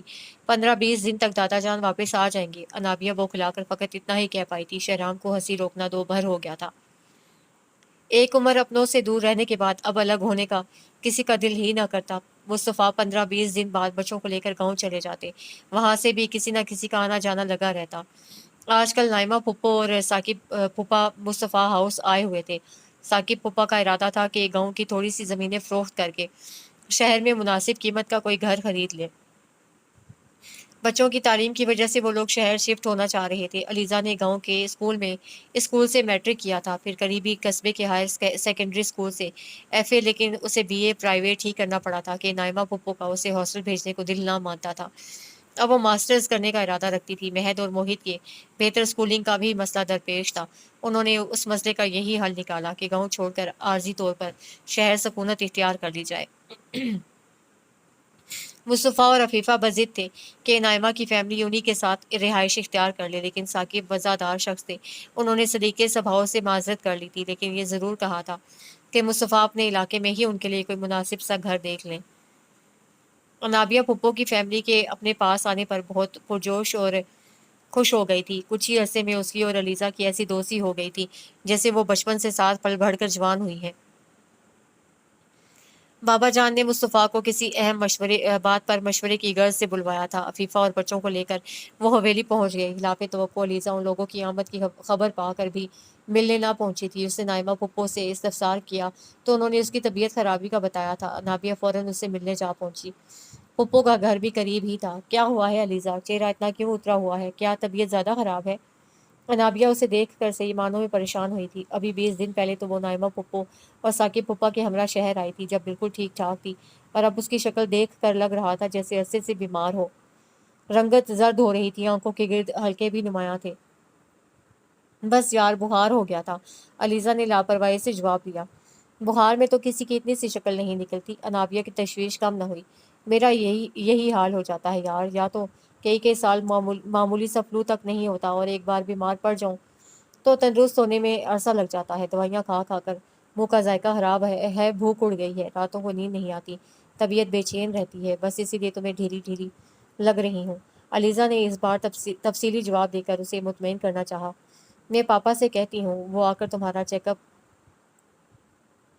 اپ کریں، پتہ نہیں یہاں کس ڈاکٹر سے علاج کروا رہی ہو۔ انابیہ بولی تھی، ماموں کو تکلیف مت دینا، میں کل خود آ جاؤں گی، چیک اپ بھی کروا لوں گی ماموں سے، اور اب تم میری فکر چھوڑو، یہ بتاؤ کتنے دن کے لیے آئے ہو، واپسی کب کی ہے؟ اسے پوچھا تھا۔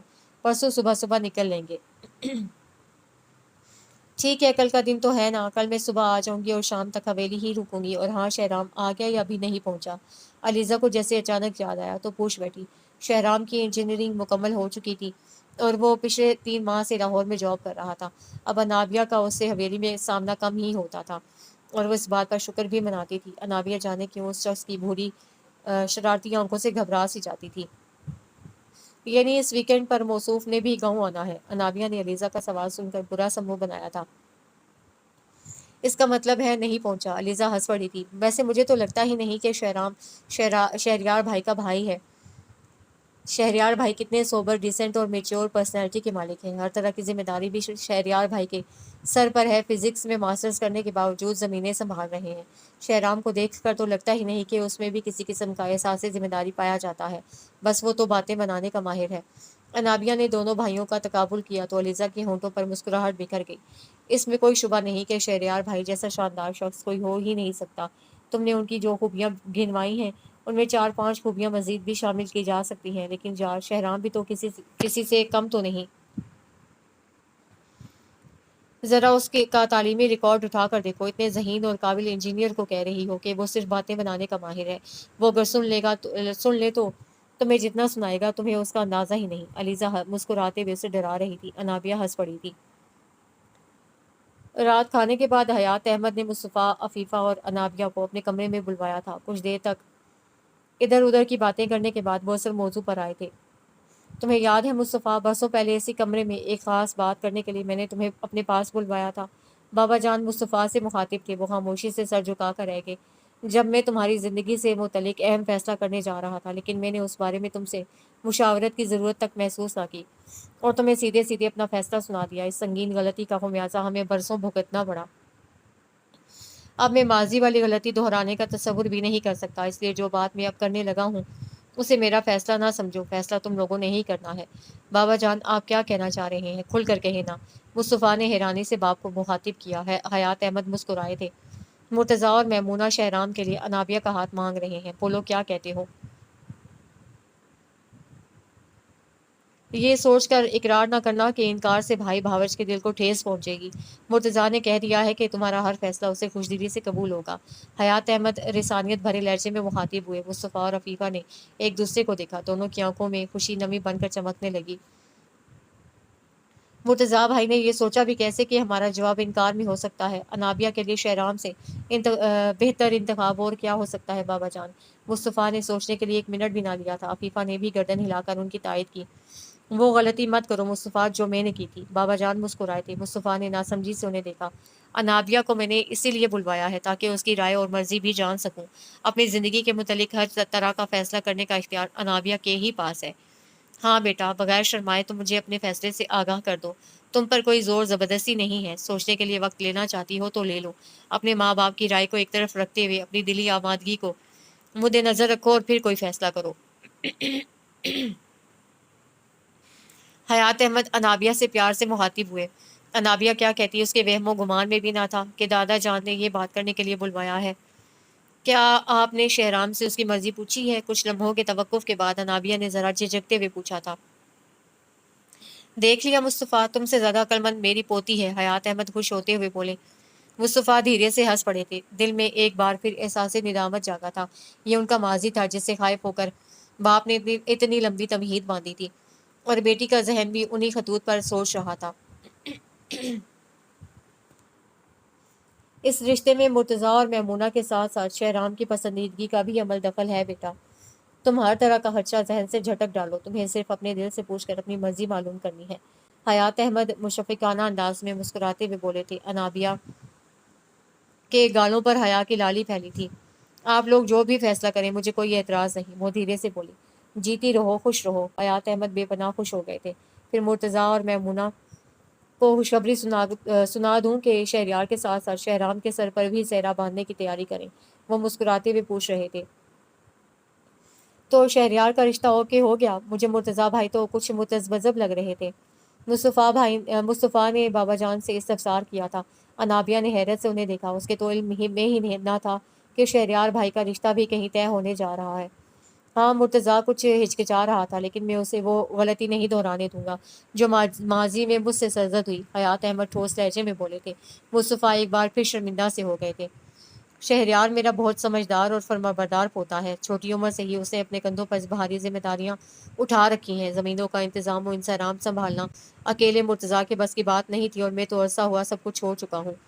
شہریار چاہتا تو تعلیم مکمل کر کے اپنی مرضی کی فیلڈ چن لیتا، لیکن اس نے تو تعلیم کے ساتھ ساتھ بھی باپ کا بھرپور ہاتھ بٹایا۔ شوق کی خاطر ڈگری تو لے لی، لیکن عملی طور پر تو وہ زمیندار ہی ہے نا۔ وہ خاندان کے مفاد میں اپنی خواہش سے دستبردار ہو گیا، حالانکہ میں جانتا تھا کہ ڈاکٹریٹ کرنا اس کا جنون تھا۔ اسے تو اسکالرشپ بھی مل رہا تھا، لیکن اس نے آگے پڑھائی جاری نہ رکھی۔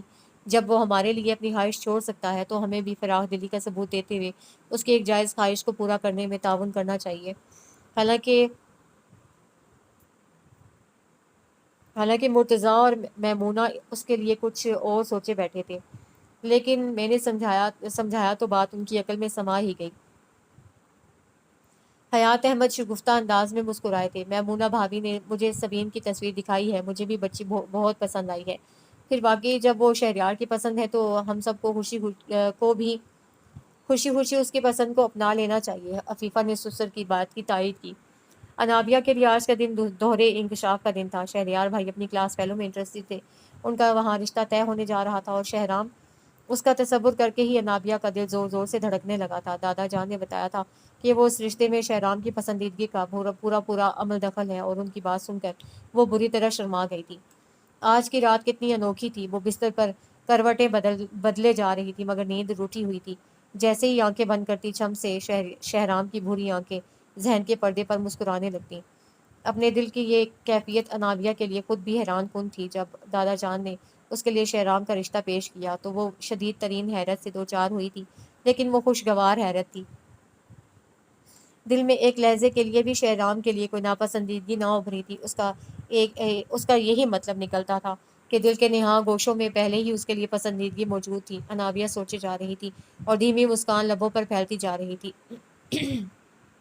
رات کا دوسرا پہر بھی گزرنے کو تھا، مگر نیند ہنوز آنکھوں سے دور تھی۔ پھر دل میں چائے کی طلب جاگی تھی۔ وہ دبے پاؤں کچن کی طرف آئی تھی۔ اس کے وہم و گمان میں بھی نہ تھا کہ رات کے اس پہر بھی کوئی باورچی خانے میں موجود ہوگا۔ وہ شہرام تھا جو فریج کنگالنے میں مصروف تھا۔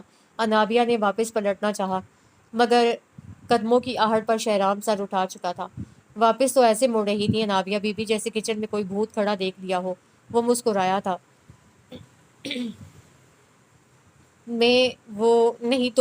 میں تو چائے پینے آئی تھی، اس نے ہکلاتے ہوئے وضاحت دی۔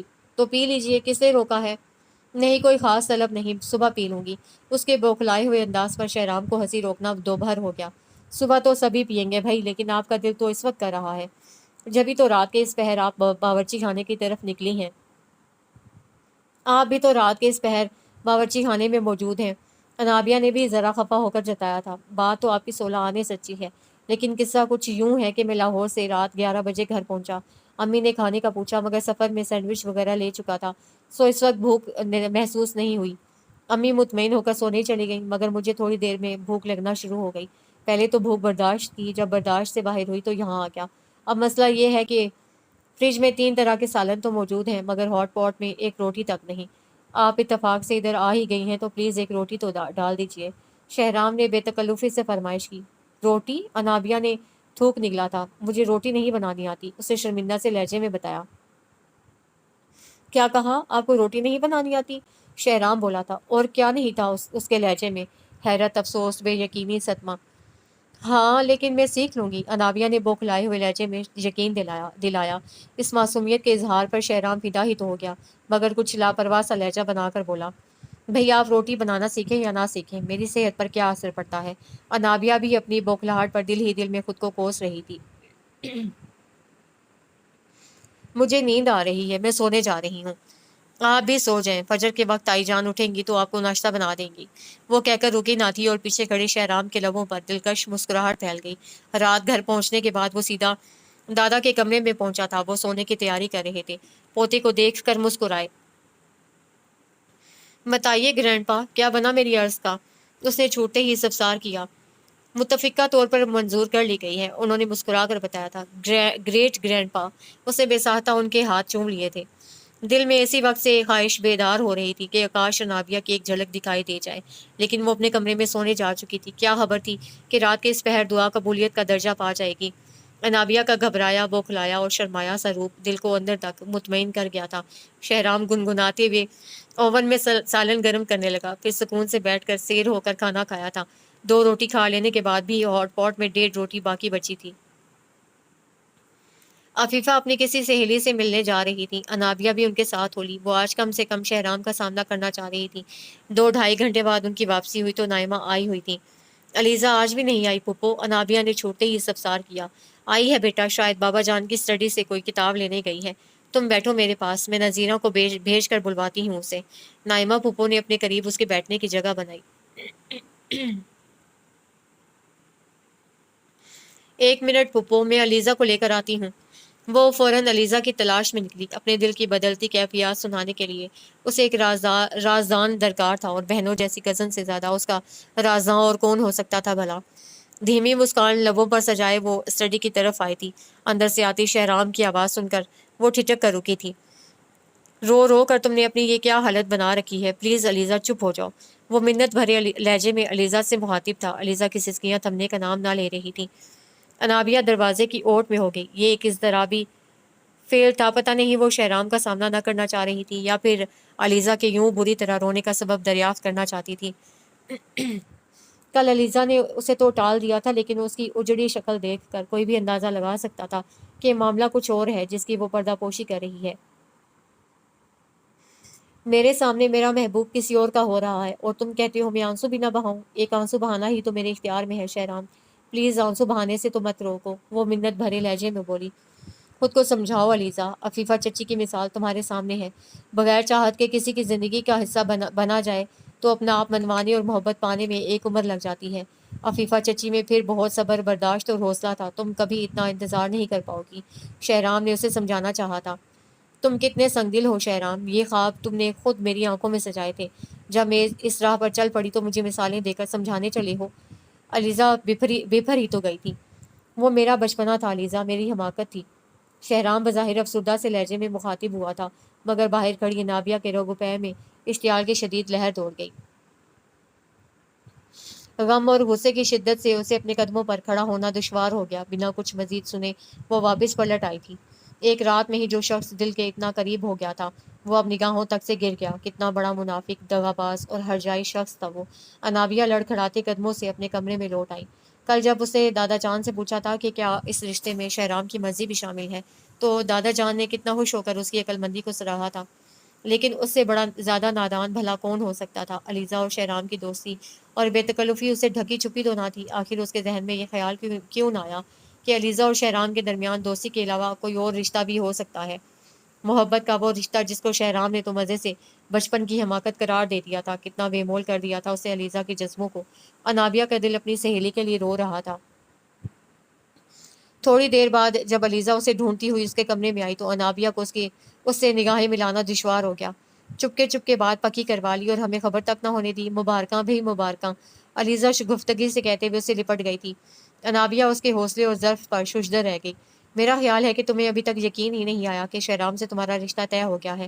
علیزہ اس کی ٹھوڑی چھوتے ہوئے مسکرائی تھی۔ یہ سب کچھ اچانک ہوا ہے علیزہ، میرے تو وہم و گمان میں بھی نہ تھا کہ کل دادا جان مما پاپا سے یہ بات کریں گے۔ انابیہ وضاحت دیتے ہوئے روحانسی ہو رہی تھی۔ تو پاگل لڑکی، اس میں اتنا پریشان ہونے کی کیا ضرورت ہے؟ خوش قسمت ہو تم تو، جو کسی کی چاہت پر اس کی زندگی کا حصہ بننے جا رہی ہو۔ علیزہ مسکرا کر بولی تھی، لیکن اس کا بھیگا بھیگا لہجہ انابیہ کے دل کو چیر گیا تھا۔ کاش وہ علیزہ کے لیے کچھ کر سکتی، مگر وہ علیزہ کے لیے کیا کر سکتی تھی؟ آنے والے دنوں میں یہی سوچ اسے بری طرح ہلکان کرتی رہی تھی۔ میمونہ تائی نے بہت پیار سے اس کی انگلی میں شہرام کے نام کی انگوٹھی پہنا دی تھی۔ اس وقت حویلی میں ہر شخص کے چہرے پر بڑی واضح خوشی دیکھی جا سکتی تھی۔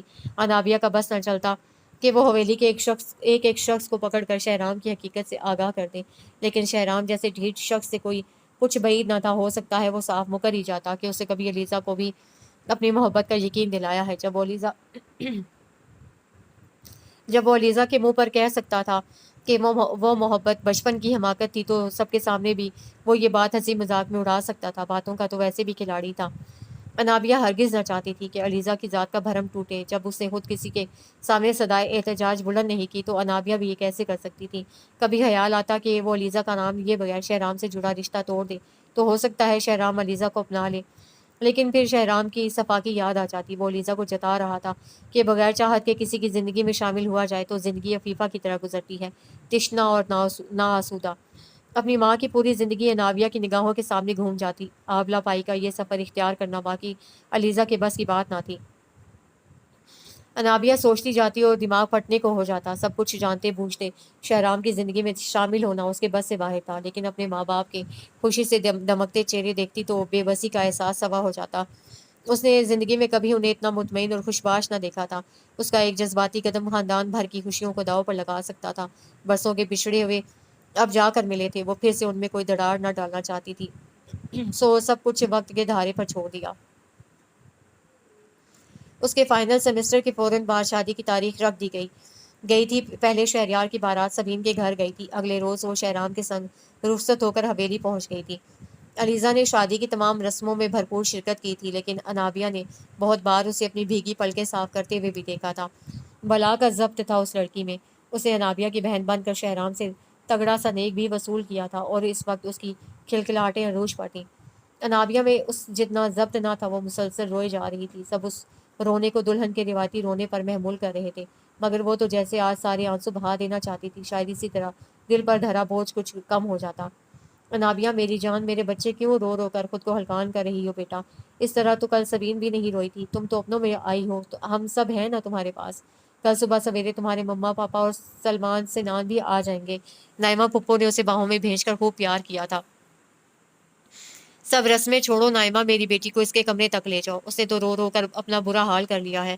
بابا جان نے دیکھ لیا تو وہ بھی پریشان ہو جائیں گے۔ میمونہ بیگم نے نائمہ کو مخاطب کیا۔ نائمہ اسے کمرے تک چھوڑ آئی تھی۔ میرے سر میں بہت درد ہو رہا ہے پھپھو، یہ جویلری اتار دوں؟ وہ پوچھ رہی تھی۔ نائمہ اس کا سوال سن کر کچھ پریشان ہوئی تھی۔ کچھ دیر رک جاؤ بس، ہم ابھی شہرام کو تمہارے پاس بھیجتے ہیں۔ وہ اسے موقع محل کی نزاکت سمجھانا چاہ رہی تھی۔ اتنے میں میمونہ دودھ کا فلاسک لیے آ گئی تھی۔ نائمہ نے دھیرے سے بھاوش کو اس کی طبیعت سے آگاہ کیا۔ وہ دونوں ہاتھوں سے سر پکڑے بیٹھی تھی۔ وہ چہرے پر شدید تکلیف کے آثار تھے۔ تائی جان پلیز کوئی ایزی سا ڈریس نکال دیں، میں ریلیکس کرنا چاہتی ہوں۔ اسی حالت میں رہی تو مجھے خدشہ ہے کہ بے ہوش ہی نہ ہو جاؤں، وہ تھکے لہجے میں بولی۔ نائمہ اور میمونہ نے بے بسی سے ایک دوسرے کو دیکھا۔ ٹھیک ہے میرے بچے، تم پریشان نہ ہو۔ نائمہ وارڈروب سے کوئی سوتی جوڑا نکال دو انابیہ کو، میں سر درد کی کوئی دوا لاتی ہوں۔ میمونہ نے نائمہ کو مخاطب کیا۔ نائمہ کی مدد سے اس نے جویلری، بالوں اور دوپٹے میں اٹکی پنوں سے نجات حاصل کی تھی۔ پھر کپڑے تبدیل کر کے وہ بستر پر نیم دراز ہو گئی، اور شہرام کے آنے سے پہلے وہ نیند کی وادی میں اتر چکی تھی۔ صبح اس کی آنکھ کھلی تو چند لمحوں کے لیے تو سمجھ میں ہی نہ آیا کہ وہ اس وقت کہاں ہے۔ پھر گرد و پیش پر نگاہ ڈالی تو لبوں پر پھیکی سی مسکراہٹ پھیل گئی۔ نہ چاہنے کے باوجود وہ آخر شہرام کے نام سے جڑ کر اس کے بیڈ روم میں پہنچ چکی تھی۔ قسمت کے سامنے کس کا زور چلتا ہے بھلا؟ وہ گہری سانس لیتی ہوئی اٹھ بیٹھی تھی۔ اتنے میں ڈریسنگ روم سے شہرام برآمد ہوا۔ انابیہ نے صرف ایک نگاہ اس پر ڈالی، پھر جامد احساسات کے ساتھ اپنی جگہ بیٹھی رہی۔ صبح بخیر۔ شہرام اسے دیکھ کر بہت محبت سے مسکرایا تھا۔ انابیہ نے اس پر دوبارہ نگاہ تک ڈالنے کی زحمت گوارا نہ کی تھی۔ اب کیسی طبیعت ہے تمہاری؟ وہ نرمی سے استفسار کر رہا تھا۔ ٹھیک ہوں، اس نے لٹھ مار انداز میں مختصر سا جواب دیا۔ اچھی بات ہے، ویسے میں تاریخ عالم کا پہلا دلہا ہوں جس کی سہاگ رات بیوی کا سر دباتے ہوئے گزری ہے۔ وہ مسکراتے ہوئے اسے چھیڑ رہا تھا۔ اگر وہ شہرام کی اصلیت سے آگاہ نہ ہوتی تو اس وقت دل میں اسی اعلیٰ ظرفی کی قائل ہو چکی ہوتی۔ گزری رات اس نے شہرام کا انتظار تک نہ کیا تھا۔ مانا اس کی طبیعت خراب تھی، لیکن جس طرح وہ کپڑے تبدیل کر کے لمبی تان پر سو گئی تھی، کوئی اور ہوتا تو زندگی کی حسین رات کو اس بے دردی سے ضائع کرنے پر خفگی کا اظہار تو کرتا، لیکن وہ بنا کچھ جتائے بہت ہنستے مسکراتے اس کی مزاج پرسی کر رہا تھا۔ چلو تم فریش ہو لو، تو پھر سب کے ساتھ مل کر ناشتہ کرتے ہیں۔ شہرام کے کہنے پر وہ اٹھ گئی۔ اس کا اصل مسئلہ شہرام تھا۔ وہ گھر کے باقی لوگوں کو اپنے رویے سے پریشان نہ کرنا چاہتی تھی۔ پھر گھر میں ایک اور دلہن بھی موجود تھی۔ انابیہ جانتی تھی کہ اگر وہ سر جھاڑ منہ پھاڑ اوڑھیے میں کمرے سے نکلی تو فوراً اس کا تقابل سجی سوری سبین بھابھی سے کیا جائے گا۔ شفیق سی تائی جان کی رات والی مہربانی ہی بہت تھی۔ وہ اب انہیں شکایت کا موقع نہ دینا چاہتی تھی۔ نہا دھو کر اسے ہلکا فیروزی کا آمدانی کا سوٹ پہنا تھا، کندن کی نازک سی جویلری اور لائٹ سا میک اپ۔ آئینہ گواہی دے رہا تھا کہ وہ بہت خوبصورت لگ رہی ہے۔ اگر وہ کمرے میں موجود اپنے شوہر کی آنکھوں میں جھانک لیتی تو گواہی کے لیے آئینے کی ضرورت نہ پڑتی۔ شہرام بہت فرصت سے اس کے چہرے کے حسین نقوش تک رہا تھا۔ انابیہ اسے لاکھ نظر انداز کرنے کی کوشش کرتی، مگر اس کی نگاہوں کی تپش سے اس کی ہتھیلیاں پسینہ پسینہ ہو رہی تھی۔ بہت پیاری لگ رہی ہو۔ ڈریسنگ ٹیبل کے شیشے میں اپنے پیچھے کھڑے شہرام کا عکس دیکھ کر وہ سچ پٹا گئی تھی۔ معلوم ہے مجھے، اپنی گھبراہٹ پر قابو پاتے ہوئے اسے سرد موری سے جواب دیا اور بیڈ پر بیٹھ کر سینڈل پہننے لگی۔ اینی پرابلم انابیہ، تمہاری طبیعت ٹھیک ہے نا؟ شہرام اس کے سرد و سپاٹ رویے پر قدرے الجھا تھا۔ یہ دلہنوں والی روایتی شرم نہ تھی، اس کا رویہ ناقابل فہم سا تھا۔ میں نے کہا نا ٹھیک ہے میری طبیعت، آئیں چلیں، ناشتے پر سب انتظار کر رہے ہوں گے۔ انابیہ نے اسے سپاٹ سے لہجے میں شہرام کو مخاطب کیا۔ چلتے ہیں، پہلے اپنا رونمائی کا تحفہ تو لے لو۔ شہرام نے مسکراتے ہوئے بیڈ کی سائڈ ٹیبل پر دھری مخملی ڈبیا اٹھائی تھی، پھر اس کے قریب بیٹھا تھا۔ انابیہ ٹھس انداز میں دونوں ہاتھ گود میں دھرے بیٹھی رہی۔ شہرام نے اس کا ہاتھ اپنے ہاتھ میں لیتے ہوئے نازک سی ڈائمنڈ رنگ اس کی انگلی میں پہنائی تھی۔ انگوٹھی پہن لینے کے بعد انابیہ نے یکلخت اپنا ہاتھ اس کے ہاتھ سے چھڑایا تھا۔ تم مجھ سے کس بات پر خفا ہو انابیہ؟ شہرام اس کے انداز پر ششدر رہ گیا تھا۔ انابیہ نے کٹیری نگاہ اس کے چہرے پر ڈالی۔ مجھے بھوک لگی ہے، میں ناشتہ کرنے جا رہی ہوں۔ شہرام کی بات کا جواب دیے بنا وہ اٹھ گئی تھی۔ شہرام نے ایک گہری سانس اندر کھینچی۔ وہ پہیلیاں بوجھنے کا ہمیشہ سے ہی بہت شوقین تھا، لیکن جو پہیلی اسے اپنی شادی شدہ زندگی کی اولین صبح بوجھنی پڑ رہی تھی، دماغ میں دور دور تک اس کا کوئی ممکنہ جواب موجود نہ تھا۔ تم بہت خوش قسمت ہو انابیہ، سب تمہارے اپنے ہیں، تم سب کو اچھی طرح جانتی ہو۔ کوئی شرم، جھجک یا گھبراہٹ نہیں۔ میں تو بہت کنفیوز ہو رہی ہوں یار۔ ولیمے کی تقریب میں وہ دلہن بنی سبین اس سے مخاطب تھی۔ شروع میں تو یہ شرم اور گھبراہٹ فطری ہے سبین بھابھی، کچھ وقت لگے گا، پھر آپ بھی سب میں گھل مل جائیں گی۔ اس نے سبین کو دوستانہ انداز میں تسلی دی۔ ہاں، کل شہریار بھی مجھے یہی سمجھا رہے تھے۔ شہریار کا ذکر کرتے ہوئے سبین کے لبوں پر شرمگی مسکراہٹ پھیل گئی تھی۔ چند لمحے پہلے سبین انابیہ پر رشک کر رہی تھی، اور اب انابیہ کو اس کی قسمت پر جی بھر کر رشک آ رہا تھا۔ اس نے دل ہی دل میں سبین کی خوشیوں کے صدا قائم رہنے کی دعا کی تھی۔ شہرام ہرگز توقع نہ کر رہا تھا کہ آج بھی اس کی دلہن دھلے دھلائے چہرے کے ساتھ بیڈ پر نیند دراز ملے گی۔ انابیہ نے شہرام کے قدموں کی چاپ سنی تو لحاف منہ تک تان لیا تھا۔ کچھ لمحوں تک کمرے میں خاموشی چھائی رہی۔ وہ شاید فریش ہونے واش روم گیا تھا۔ ذرا دیر بعد کمرے میں کچھ کھٹر پٹر ہوئی تھی اور پھر دوبارہ خاموشی چھا گئی۔ انابیہ نے لحاف کا ذرا سا کونا چہرے سے ہٹایا۔ شہرام جائے نماز بچھائے قبلہ رو کھڑا تھا۔ وائٹ کاٹن کے شلوار قمیض میں وہ رات کے اس پہر بھی کتنا فریش اور تر و تازہ لگ رہا تھا۔ جس انہماک سے وہ نماز پڑھ رہا تھا، انابیہ چند لمحوں کے لیے اس پر سے نگاہیں نہ ہٹا پائی۔ صرف حقوق اللہ کی ادائیگی سے کیا ہوتا ہے؟ انابیہ نے خود کو متاثر ہونے سے روکا تھا۔ شہرام نے پورے سکون سے نماز کی ادائیگی کی تھی۔ انابیہ کا خیال تھا کہ وہ کل کی طرح اسے سوتا جان کر خود بھی سو جائے گا، لیکن یہ اس کی بھول تھی۔ مجھے علم ہے تم جاگ رہی ہو، سونے کی ایکٹنگ چھوڑو اور اٹھو، مجھے تم سے بات کرنی ہے۔ شہرام کی سنجیدہ سی آواز انابیہ کے کانوں سے ٹکرائی۔ وہ پھر بھی اپنی جگہ بے حس و حرکت پڑی رہی تو شہرام نے اس کا لحاف پکڑ کر کھینچا تھا۔ یہ کیا بدتمیزی ہے شہرام؟ انابیہ ناگواری سے کہتی اٹھ بیٹھی تھی۔ یہ بدتمیزی یہ نہیں، بدتمیزی وہ ہے جو تم کر رہی ہو۔ وہ خفگی سے گویا ہوا، مجھے نیند آ رہی ہے، سونا ہے مجھے۔ انابیہ کی بیزاری کا عجب ہی عالم تھا۔ تو مجھے مسلسل اوائڈ کر رہی ہو، کوئی مسئلہ ہے تو مجھے بتاؤ انابیہ، مسئلے بات چیت سے ہی سولو ہوتے ہیں۔ وہ بہت تحمل مزاجی کا مظاہرہ کر رہا تھا۔ انابیہ نے ایک تیکھی نگاہ اس کے اس خوبرو چہرے پر ڈالی۔ میں تو پہلے ہی تمہاری محبت میں گھائل ہو چکا ہوں، یوں نگاہوں کے تیر تو مت چلاؤ یار۔ وہ بے بسی سے مسکرایا تھا، ایک تنفر بھری مسکراہٹ انابیہ کے لبوں پر پھیل گئی تھی۔ اگر میری جگہ کوئی اور ہوتا تو یہی سمجھتا کہ تم اس شادی پر راضی نہیں تھی اور تمہیں زبردستی اس بندھن میں باندھا گیا ہے، لیکن میں جانتا ہوں کہ یہ رشتہ 100% تمہاری مرضی پر طے ہوا ہے، پھر اس طرح بیہیو کیوں کر رہی ہو؟ آپ غلط سمجھے تھے شہرام، میں اس رشتے کے لیے قطعاً راضی نہ تھی۔ آپ کی زندگی کا حصہ بننے کے لیے مجھے اپنے دل پر جتنا جبر کرنا پڑا ہے آپ اس کا تصور تک نہیں کر سکتے، وہ سب پاکی سے بولی تھی۔ شہرام اس کی بات سن کر بھونچکا رہ گیا تھا۔ تم جانتی ہو تم کیا کہہ رہی ہو؟ وہ اس کی بات پر یقین کرنے کو تیار نہ لگتا تھا۔ سچ ہی کہہ رہی ہوں شہرام، اس کے چہرے پر بکھری اذیت دیکھ کر انابیہ کے دل میں ٹھنڈک سی اتری تھی۔ اگر تم اس رشتے پر راضی نہیں تھی تو ہاں کیوں کی تھی؟ کسی نے گن پوائنٹ پر تو مجبور نہیں کیا تھا تمہیں۔ وہ غصے سے لب بھینچے استفسار کر رہا تھا۔ بعض اوقات اپنوں کی محبت آپ سے وہ کام کروا لیتی ہے جو شاید کوئی گن پوائنٹ پر بھی نہیں کروا سکتا۔ اس بار انابیہ تھکے تھکے لہجے میں بولی تھی۔ تمہیں میری زندگی کے ساتھ یہ مذاق کرنے کی جرت بھی کیسے ہوئی؟ شہرام بھنچے بھنچے لہجے میں چیخا۔ شہرام کے تیور دیکھ کر ایک لمحے کو تو انابیہ کا دل بھی پسلیوں میں زور سے دھڑکا تھا، مگر وہ چہرے کو بے تاثر رکھنے میں کامیاب ہو گئی تھی۔ کچھ لمحوں تک شہرام اسے قہربار نگاہوں سے تکتا رہا، پھر اس نے اپنا سر دونوں ہاتھوں میں گرا لیا تھا۔ اسے یوں بے سکون دیکھ کر انابیہ کے رگ و پے میں سکون اترتا گیا تھا۔ تو شہرام صاحب، آپ علیزہ کو میری ماں کی مثال دیتے ہوئے سمجھا رہے تھے کہ بغیر چاہت کے کسی کی زندگی کا حصہ بنا جائے تو زندگی کتنی ناآسودہ اور غیر مطمئن گزرتی ہے۔ اب یہی ناآسودہ زندگی آپ کو جینی پڑے گی۔ میں اپنے بڑوں کو ذہنی اذیت سے بچانا چاہتی تھی، اس لیے ان کے سامنے آپ کی اصلیت نہ کھول پائی۔ جس طرح یہ رشتہ جوڑنا میری مجبوری تھی، ویسے ہی یہ رشتہ نبھانا آپ کی مجبوری ہے شہرام۔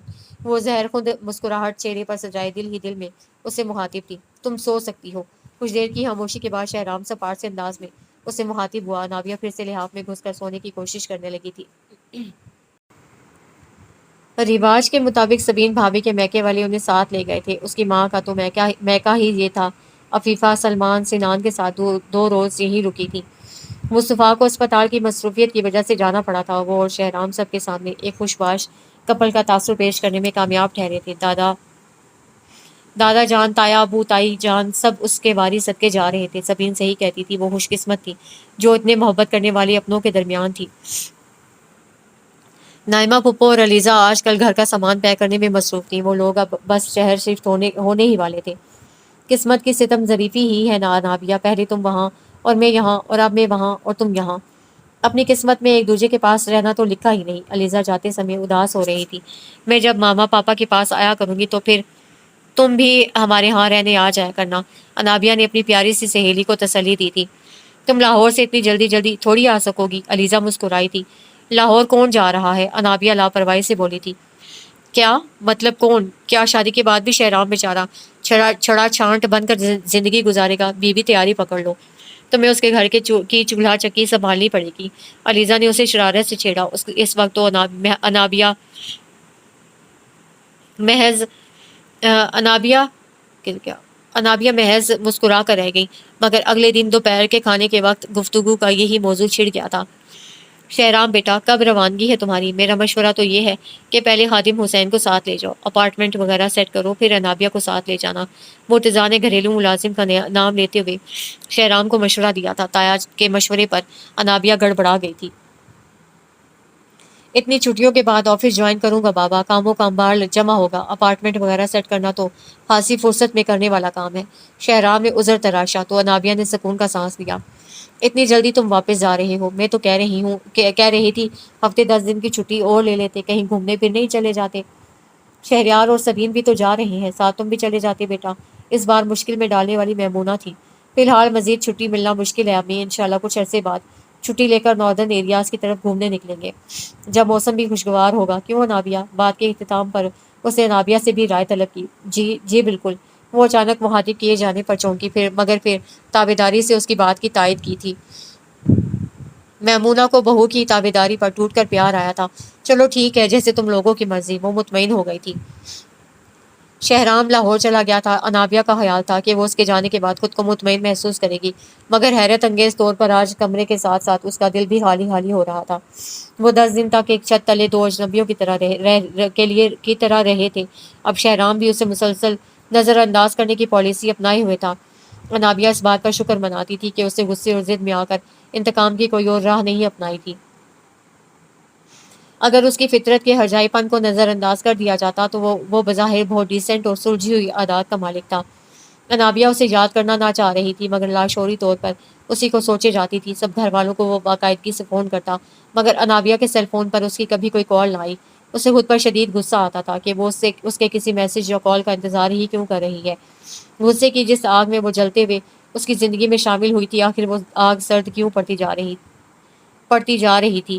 شہرام کا جرم ابھی بھی اس کی نظر میں ناقابل معافی تھا۔ پھر اسے کیوں لگتا تھا کہ جو سزا اسے شہرام کے لیے منتخب کی ہے، اس کی اذیت شہرام سے زیادہ اسے بھگتنی پڑ رہی ہے؟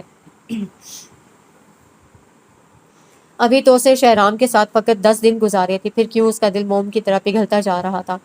ہر روز اسے جواب میں بھوری آنکھوں والا ہنستا مسکراتا شہرام ہر روز اسے خواب میں بھوری آنکھوں والا ہنستا مسکراتا شہرام نظر آتا تھا، اور وہ ایسی ہی ایک رات تھی جب دروازے کی زوردار دستک پر اس کی آنکھ کھلی۔ وہ ہڑبڑا کر اٹھی تھی، گھڑی پر نگاہ ڈالی تو رات کا 1:30 بج رہا تھا۔ اس ٹائم کون دروازہ بجا سکتا تھا؟ اسے تھوڑا ڈر لگا تھا۔ اتنے میں دروازہ دوبارہ بجا تھا، ساتھ ہی شہرام کی آواز بھی سنائی دی۔ انابیہ نے لپک کر دروازہ کھولا تھا۔ کیسے گھوڑے بیچ کر سوتی ہو تم؟ کب سے دروازہ بجا رہا تھا؟ وہ خفگی سے کہتا کمرے میں داخل ہوا۔ آپ اچانک کیسے؟ تائی جان نے تو نہیں بتایا تھا کہ آپ کے آنے کا کوئی پروگرام ہے؟ انابیہ نے حیرت سے استفسار کیا تھا۔ شہرام نے ایک تیکھی نگاہ اس کے چہرے پر ڈالی، مگر جواب دینے کی زحمت نہ کی۔ انابیہ کو اپنے لہجے کی حلاوت پر خود ہی غصہ آ گیا۔ ضرورت ہی کیا تھی اس شخص کے منہ لگنے کی؟ وہ دوبارہ بستر میں گھس گئی تھی، لیکن اب دوبارہ نیند آنے کا سوال ہی پیدا نہ ہوتا تھا۔ شہرام نے سفری بیگ صوفے پر رکھا، سائڈ ٹیبل پر دھرے جگ سے گلاس میں پانی اڈیلا، صوفے پر بیٹھ کر گھونٹ گھونٹ پانی پیا، پھر موبائل ہاتھ میں لے کر چارجر کی تلاش میں نگاہیں دوڑائیں۔ میرا چارجر کہاں ہے؟ آخر انابیہ سے ہی پوچھنا پڑا تھا۔ سبین بھابھی کے فون میں بھی وہی چارجر لگتا ہے، ان کو اپنے والا نہیں مل رہا تھا، میں نے آپ کا دے دیا۔ انابیہ نے اس بار سپاٹ سے انداز میں ہی جواب دیا۔ شہرام نے گہری سانس اندر کھینچی تھی، پھر دروازے کی سمت بڑھا۔ آپ رات کے اس پہر ان سے چارجر لینے جائیں گے؟ انابیہ اچھلی تو پڑی۔ دروازے کی نوب گھماتے گھماتے شہرام پلٹا تھا۔ اتنا پاگل نہیں ہوں کہ اس ٹائم سبیر بھابھی کو جگا کر ان سے چارجر مانگوں، امی کو جگانے جا رہا ہوں۔ سخت بھوک لگی ہے مجھے، امی کھانا دے دیں گی۔ اس ٹائم تائی جان کو بے آرام کریں گے، پھر کہہ رہے ہیں اتنا پاگل نہیں ہوں میں۔ انابیہ نے اس کے لہجے کی نقل اتاری۔ تو کیا بھوکا سو جاؤں؟ وہ تنک کر بولا تھا۔ ویسے تو ایک رات بھوکا سونے سے بھی بندہ فوت نہیں ہو جاتا، لیکن لا دیتی ہوں میں کھانا۔ انابیہ جیسے اس کی ساتھ پشتوں پر احسان کرتے ہوئے اٹھی تھی۔ روٹی بنانا سیکھ لی؟ شہرام نے یقیناً طنز ہی کیا تھا۔ وہ بنا جواب دیے کمرے سے نکل گئی تھی۔ شہرام نے صوفے کی پشت سے سر لگا لیا، ایک بے بس سی مسکراہٹ اس کے چہرے پر پھیل گئی۔ دل بھی انسان کو کیسے کیسے خوار کرواتا ہے۔ اس لڑکی کی ایک جھلک دیکھنے کو آج دل اتنا بےتاب ہوا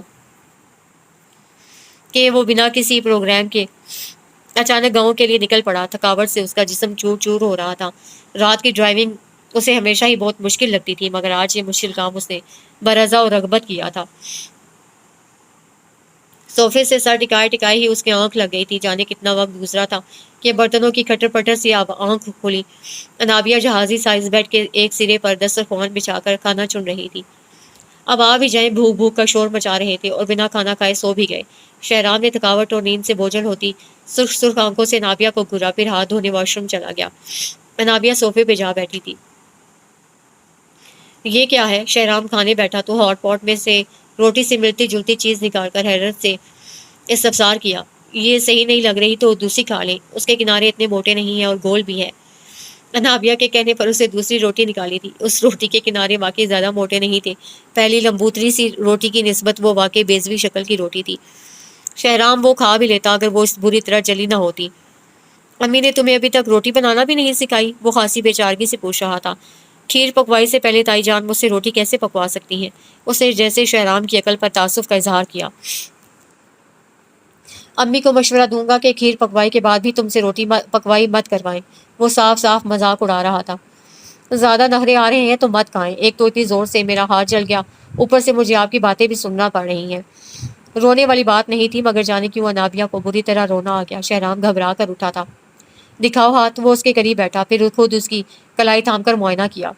یہ والا جلا ہے۔ انابیہ نے دائیں ہاتھ کی کلائی اس کے سامنے کی، بہت بری طرح، نہ صحیح مگر جلنے کا نشان واضح تھا۔ ایک دم پھوہڑ لڑکی ہو تم، اور برنال وغیرہ کیوں نہیں لگائی؟ وہ ڈانٹتے ہوئے پوچھ رہا تھا۔ نابیہ نے کوئی جواب نہ دیا، وہ تو بس بے تحاشا امڑنے والے آنسوؤں کو روکنے کی کوشش کر رہی تھی۔ شہرام اٹھ کر واش روم تک گیا تھا، وہ وہاں سے ٹوتھ پیسٹ اٹھا لایا۔ بنا اسے مخاطب کیے اس نے انابیہ کی کلائی تھامی تھی اور جلی ہوئی جگہ پر ٹوتھ پیسٹ کا لیپ سا کر دیا۔ جلی ہوئی جلد میں ٹھنڈک سی اتر گئی تھی، پھر بھی اس کے آنسو نہ رکے تھے۔ اب اتنی تکلیف بھی نہیں ہو رہی ہوگی انابیہ، پھر ایسے کیوں رو رہی ہو؟ وہ اس پر خفا ہوتے ہوئے بولا۔ پاگل ہوں اس لیے، وہ بھرائی ہوئی آواز میں بولی تھی۔ شہرام خاموشی سے اسے دیکھتا رہا، پھر دسترخوان سمیٹ کر کچھ برتن سائڈ ٹیبل پر اور کچھ ڈریسنگ ٹیبل پر رکھ دیے۔ انابیہ چپ چاپ اٹھ کر اپنے لحاف میں گھس گئی۔ ابھی بے آواز آنسوؤں نے بہت دیر تک اس کا تکیہ بھگونا تھا۔ عجیب سی یاسیت نے اس کے وجود کا احاطہ کر رکھا تھا۔ شہرام کو واپس گئے کئی روز ہو چکے تھے۔ وہ اسے سوچنا نہیں چاہتی تھی، مگر پھر بھی سوچے ہی جاتی۔ کبھی سوچتی کہ کاش اس روز وہ علیزہ کو ڈھونڈتی ڈھونڈتی اسٹڈی تک نہ جاتی، تو آج زندگی میں یہ بے سکونی اور خالی پن نہ ہوتا۔ بھلے سے شہرام علیزہ سے بے وفائی کر لیتا، مگر یہ بات اس کے علم میں نہ آتی۔ شہرام جب اسے اپنی محبت کا اظہار کرتا تو وہ فوراً اس محبت پر ایمان لے آتی، مگر اگلے ہی پل ایسی سوچوں پر وہ خود ہی کو لتاڑ رہی ہوتی۔ ایک دھوکے باز اور ہر چائی شخص اس کی زندگی کا حصہ تو بن گیا تھا، مگر وہ اسے اپنے دل میں کوئی جگہ نہ دینا چاہتی تھی۔ ہاں، وہ اس کے دل میں کہیں نہ بستا تھا، اور وہ اس بارے میں پر یقین تھی، مگر وہ اپنے دل میں جھانکنے سے ڈرتی بھی تھی۔ وہ اپنا دھیان بٹانے کی ہر ممکن کوشش کرتی، کبھی دادا جان کے پاس جا کر ان سے پچھلے وقتوں کے قصے سنتی، مرحومہ دادی کی باتیں، پاپا اور تایا جان کی بچپن کی شرارتیں۔ کبھی سبین بھابھی کے پاس بیٹھتی تو وہ شرمگین مسکراہٹ کے ساتھ اپنی اور شہریار کی محبت کے قصے سنانے لگتی۔ یونیورسٹی لائف کی باتیں، کیسے ان کی محبت کی شروعات ہوئی، کیسے سبین بھابھی نے اپنے گھر والوں کو شہریار بھائی کے لیے قائل کیا۔ ان کے پاس سنانے کو بہت سے قصے تھے، اور انابیہ کے پاس بہت سا فارغ وقت۔ اور پھر کبھی انابیہ میمونہ سے کوکنگ سیکھنے کے درپے ہو جاتی۔ ہانڈی پکانے میں وہ پھر بھی زیادہ دلچسپی نہ لیتی تھی۔ ہاں، کسی طرح تائی جان جیسی گول روٹی بنانا وہ بھی سیکھ جائے گی، اسی کوشش میں لگی رہتی، لیکن پھر اس کا سب کاموں سے جی اچاٹ ہونے لگا۔ اس کی طبیعت پر مردنی سب کے نوٹس میں آنے لگی۔ کیا بات ہے بیٹا، اتنا چپ چپ کیوں رہنے لگی ہو؟ تایا تائی کے بعد جب دادا نے بھی یہی استفسار کیا تو اس کے ضبط کے بندھن ٹوٹ گئے۔ وہ پھوٹ پھوٹ کر رو پڑی تھی۔ اس گدھے کا نمبر ملاؤ، اس سے کہوں گا کہ فوراً آئے اور تمہیں اپنے ساتھ لاہور لے کر جائے۔ مجھے گھر یاد آ رہا ہے دادا جان، وہ روتے روتے بھی ترنت بولی تھی۔ تو پھر ملاؤ اپنے باپ کا نمبر۔ وہ بھی کم گدھا نہیں ہے، دونوں میاں بیوی ہر 10 دن بعد تم سے ملنے یہاں پہنچ جاتے ہیں، انہیں تمہارے احساسات کی پرواہ ہی نہیں۔ شادی کے بعد لڑکی کا دل صرف ماں باپ سے ملنے کے لیے ہی اداس نہیں ہوتا، اسے اپنا گھر کی چیزیں، اپنا کمرہ سب یاد آتا ہے۔ کہتا ہوں مصطفیٰ سے کہ آئے اور تمہیں ساتھ لے جائے، کچھ دن گھر گزار آؤ تو دل بہل جائے گا، دادا جان مشفقانہ انداز میں بولے تھے۔ اتنے میں شہریار وہاں آ نکلا۔ ارے ارے، یہ بن موسم کی برسات کیوں ہو رہی ہے؟ وہ چچک کر رکا۔ گھر یاد آ رہا ہے۔ میں مصطفیٰ کو فون کرنے لگا ہوں کہ پہلی فرصت میں آئے اور انابیہ کو ساتھ لے جائے، دادا جان نے بتایا تھا۔ یہ بھی کوئی پریشان ہونے والی بات ہے، میں صبح خود چھوڑ آؤں گا۔ شہریار نے پیار سے اس کا سر تھپکا تھا۔ وہ سب واقعی اس سے محبت کرتے تھے۔ اس بار اس کی آنکھیں سب کی محبت پر نم ہوئی تھیں۔ گھر آ کر واقعی اس کا دل بہل گیا تھا۔ سب سے پہلے تو علیزہ نے ہی اسے آڑے ہاتھوں لیا تھا۔ کب سے تمہاری منت کر رہی تھی کہ شہر کا چکر لگا لو، مجھے تمہارے ساتھ شاپنگ کرنی ہے، اور ڈھیروں کام ہیں جنہیں نپٹانے کے لیے تمہارا ساتھ درکار ہے، اور تمہارا وہاں اتنا دل لگا کہ یہاں آنے کا نام ہی نہ لے رہی تھی۔ علیزہ خفا ہو رہی تھی۔ اب آ گئی ہوں نا، کاموں کی لسٹ بنا لو، سارے کام نپٹا کر جاؤں گی، اس نے اسے تسلی دی تھی۔ اور پھر واقعی اس کا آدھا دن اپنے گھر تو آدھا نائمہ پھوپھو کے ہاں گزرتا۔ اس روز بھی وہ علیزہ کے ساتھ شاپنگ پر نکلی تھی۔ خوب تھک ہار کر وہ دونوں مصطفیٰ ہاؤس لوٹے۔ لگتا ہے مہد اور موہت بھی یہاں پہنچے ہوئے ہیں۔ لان میں برپا ہونے والا شور شرابہ گیٹ کے باہر بھی سنا جا سکتا تھا۔ فٹ بال کا میچ ہو رہا ہوگا، آج کل ہمارے بھائیوں کو فٹ بال کا جنون چڑھا ہوا ہے، انابیہ مسکرا کر بولی۔ اس کا اندازہ درست تھا۔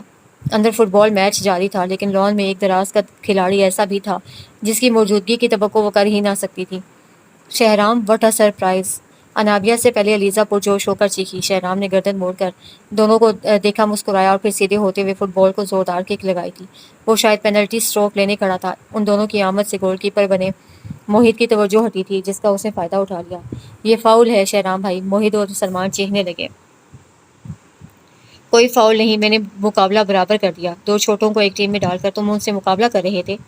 آئندہ ٹیم بناتے وقت یہ بے ایمانی مت کرنا۔ شہرام نے سلمان کے بال بکھیرے تھے، پھر علیزہ اور انابیہ کی طرف بڑھ آیا۔ مجھے دیکھ کر میری مسز ہمیشہ ہوش و حواس کو بیٹھتی ہیں، سلام تک کرنا بھول جاتی ہیں۔ السلام علیکم زوجہ محترمہ اینڈ بیسٹ فرینڈ آف زوجہ محترمہ، وہ شرارت بھرے لہجے میں بولا تھا۔ صرف تمہاری زوجہ محترمہ کی ہی بیسٹ فرینڈ نہیں ہوں، کسی زمانے میں تمہاری بھی بیسٹ فرینڈ تھی۔ تم نے تو مجھے ایسا ہی بھلایا کہ مجھے یقین ہی نہیں آتا، نہ کوئی فون نہ میسج۔ سچ اگر تمہاری شادی انابیہ سے نہ ہوئی ہوتی تو میں یہی سمجھتی کہ بی بی آنے کے بعد تم نے آنکھیں بدل لیں۔ اب سمجھ میں نہیں آتا کہ تمہاری اس توتا چشمی کو کیا نام دوں۔ علیزہ اس پر بگڑ رہی تھی، بے تکلفی کا وہی پرانا انداز۔ انابیہ چاہ کر بھی اس کے لہجے میں کسی قسم کی ذو معنویت محسوس نہ کر سکی۔ شہرام بھی اسے ہنستے ہوئے چھیڑ رہا تھا۔ اس وقت وہ صرف اچھے دوست لگ رہے تھے۔ اگر شہرام کو ڈھیر تصور کر بھی لیا جاتا تو علیزہ کے اتنے نارمل بیہیویئر پر وہ کس کھاتے میں ڈالتی؟ انابیہ نے اسے شہرام کے سامنے شہرام کے ہی لیے بلک بلک کر روتے دیکھا تھا۔ شادی کی تمام تقریبات میں علیزہ کی بھیگی پلکیں انابیہ کی نگاہوں سے اوجھل نہ رہ پائی تھیں، لیکن وہ جب بھی شہرام کو مخاطب کرتی تھی تو اس کا لہجہ اور انداز بالکل نارمل ہوتا۔ کوئی شخص اتنی شاندار اور جاندار ایکٹنگ کیسے کر سکتا تھا؟ انابیہ کا دماغ بری طرح الجھ رہا تھا۔ کھڑے کھڑے کہاں کھو جاتی ہو چچی جان، آواز دے رہی ہیں۔ شہرام نے اس کی آنکھوں کے آگے ہاتھ لہرایا۔ وہ جیسے یکدم چونکی۔ علیزہ پہلے ہی رہائشی حصے کی جانب بڑھ چکی تھی، وہ بھی شہرام کی میت میں آگے بڑھ گئی۔ اور لو نا شہرام، یہ پالک پنیر تو خصوصاً تمہارے لیے ہی بنایا ہے، تمہیں بہت پسند ہے نا؟ داماد پہلی بار گھر آیا تھا اور عفیفہ اسے فل پروٹوکول دے رہی تھی۔ کھانا بہت لاجواب بنا ہے چچی جان، بہت دن بعد اتنا سیر ہو کر کھایا ہے، اور روٹیوں کا تو جواب ہی نہیں۔ کیسی گول روٹی ہے، کنارے بھی موٹے نہیں اور جلی ہوئی تو بالکل نہیں۔ اس نے سامنے پڑی چنگیر میں سے ایک روٹی اٹھا کر بے ساختہ تعریف کی۔ لاہور میں بازار کی روٹی کھانا پڑتی ہوگی نا، اسی لیے گھر کی روٹی کی قدر آ رہی ہے۔ عفیفہ مسکرائی تھی۔ نہیں، گھر والی کی روٹی یاد آ گئی تھی، اسی لیے اس روٹی کی قدر آ رہی ہے۔ وہ بڑبڑایا تھا، مگر بڑبڑاہٹ اتنی بلند ضرور تھی کہ ساتھ والی چیئر پر بیٹھی انابیہ کی سماعتوں تک بآسانی پہنچ گئی تھی۔ مما، یہ پائے والا ڈونگا بھی تو ادھر کیجیے نا۔ شہرام کو بکرے کے سری پائے بھی بہت پسند ہیں۔ انابیہ نے بھی فوری بدلا لیا تھا۔ ارے نہیں، میں پہلے ہی بہت کھا چکا، یہ بھی پھر کبھی۔ شہرام نے فوراً منع کرنا چاہا۔ تھوڑا سا تو ٹرائی کیجیے شہرام، مما کے ہاتھوں کی بنی نرم روٹی پائے کے شوربے میں بھگو کر کھائیں گے تو کھانے کا لطف دوبالا ہو جائے گا۔ انابیہ نے اسے مسکرا کر مخاطب کیا۔ شہرام بس اسے بے بسی سے دیکھ کر رہ گیا تھا۔ ناراض تم، ناراض ہم، کیسے مٹیں یہ دوریاں، ہم منتظر تم بے خبر، دونوں کی ہیں مجبوریاں۔ گاڑی میں دھیمے سروں میں جنید جمشید کا بہت پرانا گانا چل رہا تھا۔ وہ شہرام کے ساتھ واپس گاؤں جا رہی تھی۔ یہ شہرام کے ساتھ اس کا پہلا سفر تھا۔ بظاہر اس کی توجہ باہر کے نظاروں پر تھی، لیکن اگر اس سے چند سیکنڈ پہلے گزرنے والے منظر کے بارے میں پوچھا جاتا تو وہ کوئی جواب نہ دے سکتی۔ ناراض۔ سانگ ختم ہوا تو جنید کا ہی ایک اور گانا چل پڑا تھا۔ دل دروازہ کھولے کب سے کھڑا ہوں، آؤ میرے مہماں آؤ، گھر میں اندھیرا کیے کب سے پڑا ہوں، چاند ستارے لے آؤ، اور او میرے دل کی پہلی دھڑکن۔ کتنا سفر باقی رہ گیا ہے شہرام؟ انابیہ نے گاڑی میں چھایا فسوں توڑنا چاہا تھا۔ شہرام نے ایک گہری نگاہ اس پر ڈالی۔ میں نے کچھ پوچھا ہے؟ وہ اس کی نگاہوں کی تپش سے تھوڑا جذبز ہوئی تھی۔ میں نے بھی کچھ پوچھا تھا، پہلے اس کا جواب تو دو۔ شہرام نے اسے سنجیدگی سے مخاطب کیا تھا۔ آپ نے کب پوچھا؟ وہ حیران ہوئی۔ میں یہ دوریاں مزید نہیں سہ سکتا انابیہ، پلیز خود کو اور مجھ کو مزید سزا مت دو، وہ بیچارگی بھرے لہجے میں بولا تھا۔ انابیہ کچھ لمحوں کے لیے کچھ نہ بول سکی تھی۔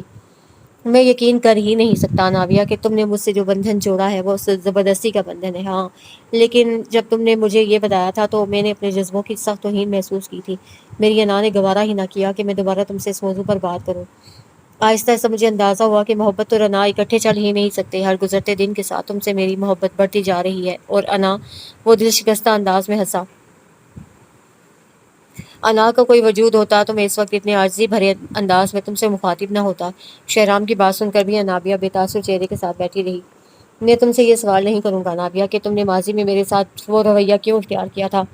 ہو سکتا ہے تمہارا جواب میری مردانہ انا کو گوارا نہ ہو، بس ہم ماضی کو فراموش کر دیتے ہیں اور ایک نئی زندگی کی شروعات کرتے ہیں۔ میں فی الحال تم سے تمہاری محبت نہیں مانگ رہا، بس تم میری محبت کا یقین کر لو، میں تمہیں خود محبت کرنے کا ہنر سکھا دوں گا۔ شہرام بول رہا تھا اور انابیہ اپنے دل کے دروازے بند کرتے کرتے تھک چکی تھی۔ اسے خود کو یاد دلانا پڑا تھا کہ وہ شخص باتوں کا بہت بڑا کھلاڑی ہے۔ خاموش کیوں ہو، کچھ تو بولو۔ شہرام کی انگ انگ سے اضطراب جھلک رہا تھا۔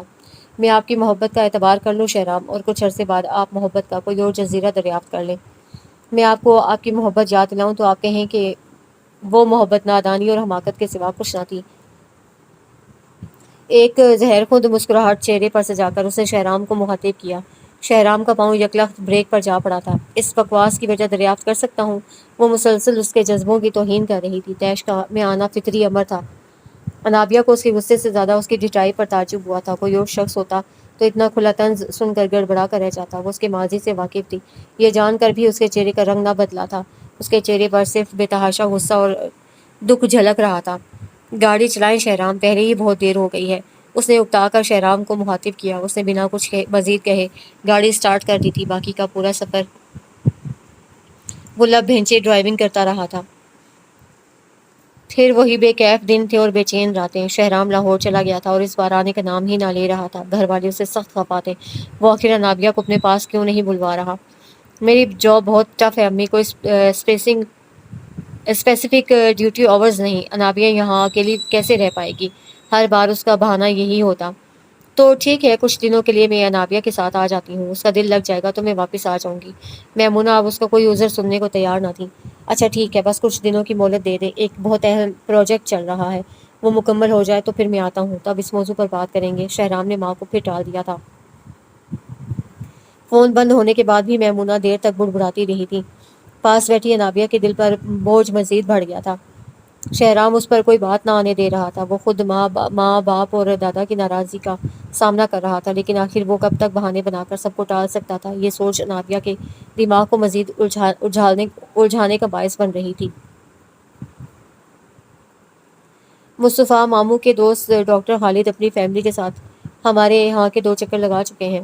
انابیہ نے علیزہ کی خیر خیریت لینے کو فون کیا تو اس نے روحانسی ہو کر اطلاع دی تھی۔ ڈاکٹر خالد کا شمار مصطفیٰ کے بہت سے قریبی دوستوں میں ہوتا تھا۔ دونوں کی فیملیز کا بھی ایک دوسرے کے ہاں آنا جانا تھا، اس لیے علیزہ کی بات سن کر انابیہ کو کوئی تعجب نہ ہوا۔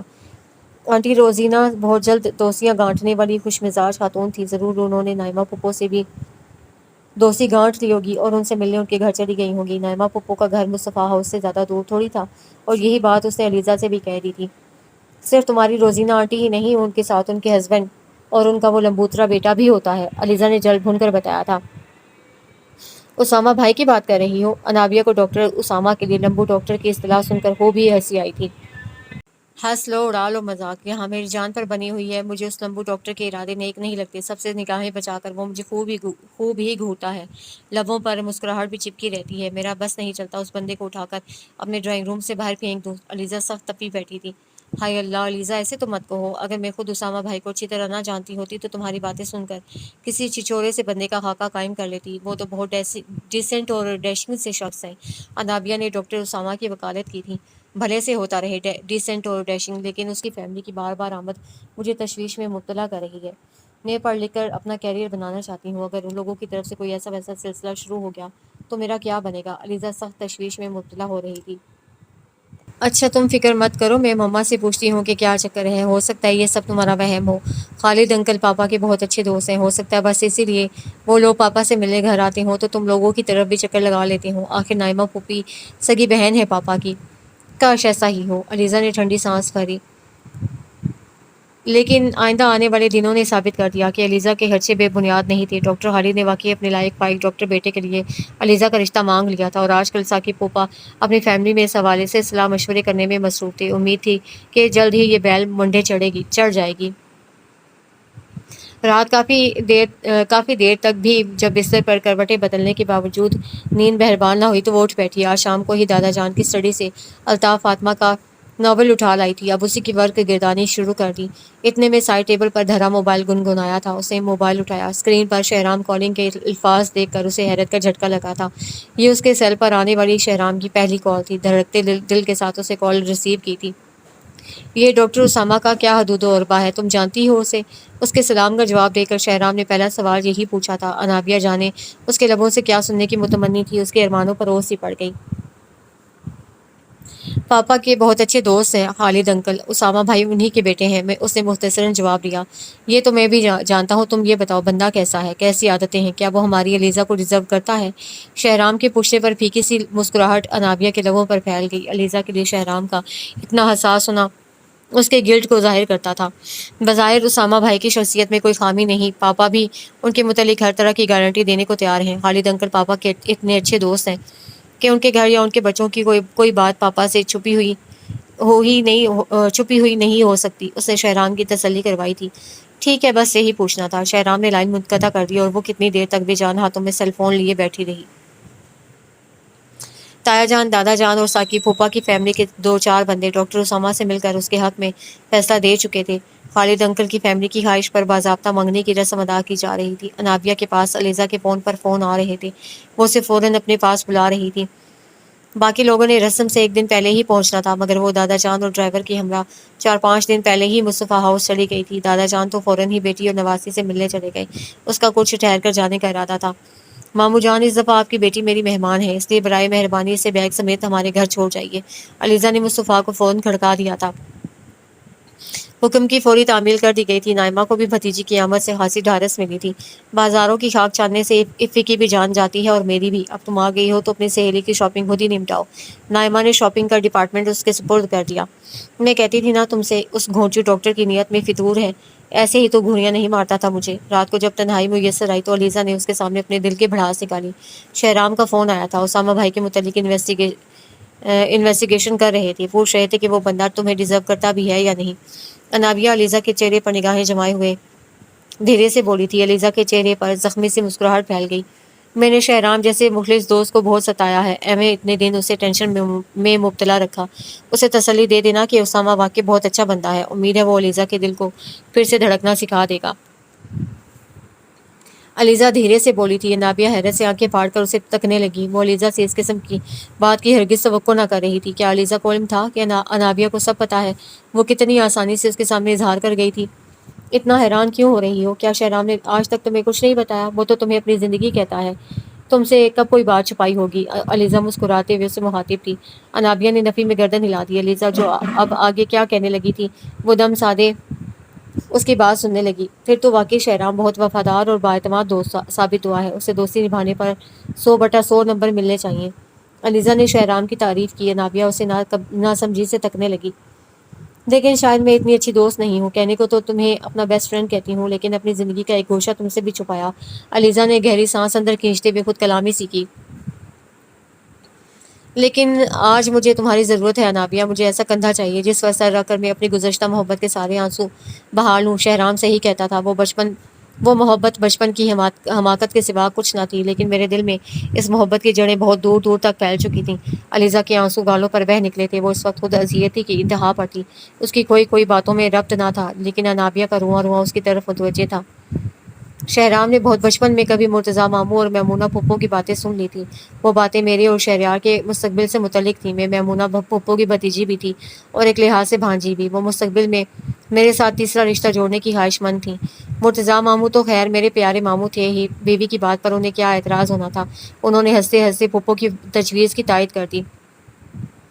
کاش شہرام اس روز اپنے امی ابو کی وہ باتیں نہ سنتا، وہ میرا بچپن سے ہی بہت اچھا دوست تھا۔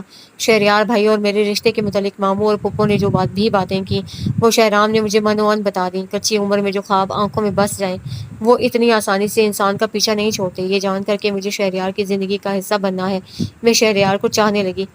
شہرام بھی اس حوالے سے مجھے خوب ہی چھیڑتا اور وہ میری نسبت جلد میچور ہو گیا۔ مصطفیٰ ماموں اور عفیفہ مامی کے حالات زندگی سے آگاہی کے بعد وہ مجھے سمجھانے لگا تھا کہ میں شہریار کے حوالے سے اتنا سیریس نہ ہوں۔ گھر میں یہ قصہ دوبارہ نہیں چھیڑا گیا تھا۔ شہرام کو ڈر تھا کہ اگر یہ رشتہ طے نہ پایا تو میرے دل کو بہت دھچکا لگے گا، اور اس کا خدشہ صحیح ثابت ہوا۔ شہریار نے سبین کو جیون ساتھی کے طور پر منتخب کر لیا اور میں خالی ہاتھ رہ گئی۔ علیزہ کے رونے کی شدت میں اضافہ ہو گیا۔ انابیہ کا چہرہ لٹھے کی مانند سفید ہو رہا تھا۔ شہرام مجھے سمجھاتا تھا کہ اللہ نے میرے مقدر میں کسی بہت اچھے بندے کا ساتھ لکھا ہوگا، مگر میرے دل کو قرار نہ آتا تھا۔ میں اپنی فرسٹریشن پر اس پر چڑھ دوڑتی تھی۔ اس کی وجہ سے میرے دل میں شہریار بھائی کی چاہت بیدار ہوئی۔ میں قسمت کی ستم ظریفی کو بھی اس کا قصور بتا کر اس کے کندھوں پر تھوپ دیتی تھی، لیکن وہ مجھے ہمیشہ یقین دلاتا کہ میں محبت کے معاملے میں تہی داما نہیں رہوں گی۔ شہریار کی محبت میری قسمت میں نہیں ہے تو نہ صحیح، اللہ مجھے کسی اور شخص کی چاہت سے ضرور سرفراز کرے گا، اور دیکھو اس کا کہا سچ ثابت ہوا۔ علیزہ کی بھیگی آنکھیں مسکرائی تھیں۔ تم لوگوں کے لان میں ڈاکٹر صاحب سے ایک حادثاتی ٹکر ہو گئی، اور وہ کہتے ہیں کہ اس ٹکراؤ کے نتیجے میں ان کے دل کے ساتھ ہاتھ ہو گیا۔ ڈاکٹر اسامہ کی سب سے اچھی بات ہی مجھے یہ لگی کہ اس نے مجھے پسند کیا اور سیدھے سبھاؤ اپنے والدین کو ہمارے گھر بھیج دیا۔ مجھے اس کی سچائی پر یقین آ گیا۔ دعا کرنا اس کی محبت پر بھی یقین آ جائے، اور اس کی محبت مجھے پھر سے محبت کرنا سکھا دے، علیزہ دھیرے سے بولی تھی۔ تم انشاءاللہ ڈاکٹر اسامہ کے ساتھ بہت خوش رہو گی علیزہ، میری دعائیں تمہارے ساتھ ہیں۔ انابیہ کی اپنی آنکھیں چھلکنے کو بےتاب تھی، مگر اس نے خود پر قابو پاتے ہوئے علیزہ کے ہاتھ تھام کر اسے بہت خلوص سے دعا دی تھی۔ علیزہ واقعی پرسکون تھی۔ اسے اپنے سارے آنسو انابیہ کے کندھے پر سر رکھ کر بہا لیے تھے۔ اب انابیہ علیزہ کے سونے کی منتظر تھی۔ ابھی اسے بھی اپنی بے وقوفیوں اور حماقتوں پر جی بھر کر آنسو بہانے تھے، لیکن وہ یہ آنسو کسی اور کے سامنے نہ بہانا چاہتی تھی، کم از کم علیزہ کے سامنے تو بالکل نہیں۔ منگنی علیزہ کی ہو رہی تھی اور تیاری پر سارے ارمان انابیہ نکال رہی تھی۔ تازہ ترین اطلاع یہ تھی کہ شہرام منگنی کا فنکشن اٹینڈ کرنے پہنچ رہا ہے۔ وہ بائی ایئر آ رہا تھا۔ انابیہ کا رواں رواں اس کا منتظر تھا۔ قدرت نے کتنے پیارے شخص کو اس کا ہمسفر بنایا تھا، اور وہ کتنے عرصے سے اس پیارے شخص کے پیار کی توہین کرتی آ رہی تھی۔ وہ کتنا وسیع قلب اور اعلیٰ ظرف تھا۔ اس کی بدتمیزیاں نظر انداز کر کے مسلسل اسے اپنی چاہت کا یقین دلانے میں مصروف رہا۔ کتنا غلط سمجھتی رہی وہ اسے، اس کے بارے میں کیسے کیسے اندازے اور قیافے لگائے، چند ادھوری باتوں کا غلط مفہوم اخذ کر کے کس قدر حماقت کا ثبوت دیا، اور اب وہ کس منہ سے اپنی حماقتوں کا اعتراف کرے گی۔ وہ بہت اچھا سا تیار ہونا چاہتی تھی، علیزہ کی منگنی کے لیے نہیں بلکہ اپنے محبوب اور اپنے شوہر کے سواگت کے لیے۔ اس کی نگاہیں بےتابی سے شہرام کو کھوج رہی تھی، اور پھر وہ آ گیا تھا، لیکن آج وہ ہمیشہ کی طرح فریش نہ لگ رہا تھا۔ وہ بہت تھکا تھکا اور نڈھال سا لگ رہا تھا۔ انابیہ منتظر رہی کہ اسے دیکھ کر شہرام کی نگاہوں میں ستائش ابھرے گی۔ وہ جانے یہ کیوں بھول گئی کہ اس نے شہرام کو ایسا کوئی حق دیا ہی نہیں۔ یہی کب تھا، وہ اسے ملا ضرور تھا، سلام دعا ہوئی، حال احوال بھی دریافت کیا، اور بس۔ انابیہ کی ذات کے لیے اس کا یہ احسان ہی بہت بڑا تھا۔ وہ گھر والوں کے سامنے اس کی ذات کا بھرم قائم رکھتا تھا۔ اسے علیزہ اور اسامہ کو جو گفٹس دیے ان پر مسٹر اینڈ مسز شہرام لکھا تھا۔ انابیہ کی پلکیں بھیگ گئیں۔ وہ خود کتنی ill mannered تھی، اپنی ہی سوچوں کے تانے بانے میں گم۔ یہ خیال تک نہ آیا کہ اس موقع پر علیزہ اور اسامہ کو کوئی گفٹ بھی دینا چاہیے۔ اپنے کلچرڈ میاں پر اسے اس وقت بہت پیار آیا تھا۔ فنکشن بھرپور رہا تھا۔ ڈنر کے بعد مہمان رخصت ہونے لگے تو انابیہ کی متلاشی نگاہوں نے شہرام کو ڈھونڈنا چاہا۔ وہ اسے بہت دیر سے نظر نہ آیا تھا، اور جب گرد و پیش میں اسے کہیں تلاش نہ کر پائی تو اس نے شہریار بھائی سے شہرام کی بابت استفسار کیا۔ وہ تو چلا گیا، تمہیں نہیں پتا؟ شہریار بھائی الٹا حیران ہوئے تھے۔ چلے گئے؟ پر کہاں؟ انابیہ کی آنکھوں میں پانی تیرنے لگا۔ اتفاق سے لاہور واپسی کی فلائٹ مل گئی۔ کل اس کی بہت امپورٹنٹ میٹنگ ہے نا، لیکن کیا وہ تمہیں بتا کر نہیں گیا؟ شہریار بھائی حیران ہو کر پوچھ رہے تھے۔ بتایا تھا، میں نے سمجھا مذاق کر رہے ہیں۔ انابیہ نے پلکیں جھپک جھپک کر آنسو روکے۔ میں فون کر کے کان کھینچوں گا اس کے، تم فکر ہی نہ کرو۔ شہریار بھائی نے اسے تسلی دی۔ وہ آنسو پینے کی کوشش کرتے ہوئے محض سر ہی ہلا پائی تھی۔ اگلے ویکینڈ تک اس نے شہرام کا شدت سے انتظار کیا تھا، مگر انتظار ہی رہا۔ مجھے لاہور جانا ہے تایا جان۔ اتوار کے دن جب پوری فیملی دوپہر کے کھانے پر اکٹھی تھی، اس نے مرتضیٰ کو مخاطب کیا۔ ہاں بیٹا، اس بار شہرام آئے گا تو ہم نے تمہیں اس کے ساتھ بھیجنا ہی ہے۔ میں نے اور تمہاری تائی جان نے فیصلہ کر لیا ہے۔ تایا جان مطمئن سے انداز میں بولے تھے۔ مجھے کل ہی جانا ہے، وہ دھیرے سے بولی تھی۔ آنسوؤں کا گولہ حلق میں اٹکا تھا۔ کل؟ مگر بیٹا، میمونہ نے تعجب سے اسے دیکھا، پھر کچھ سمجھانا چاہا۔ ہم دونوں کی بہت سخت لڑائی ہو گئی ہے، وہ مجھ سے سخت خفا ہو کر گئے ہیں، مجھے انہیں منانے جانا ہے۔ وہ بتاتے بتاتے رو پڑی تھی۔ دسترخوان کے گرد بیٹھے لوگوں کے چہروں پر مسکراہٹ پھیل گئی۔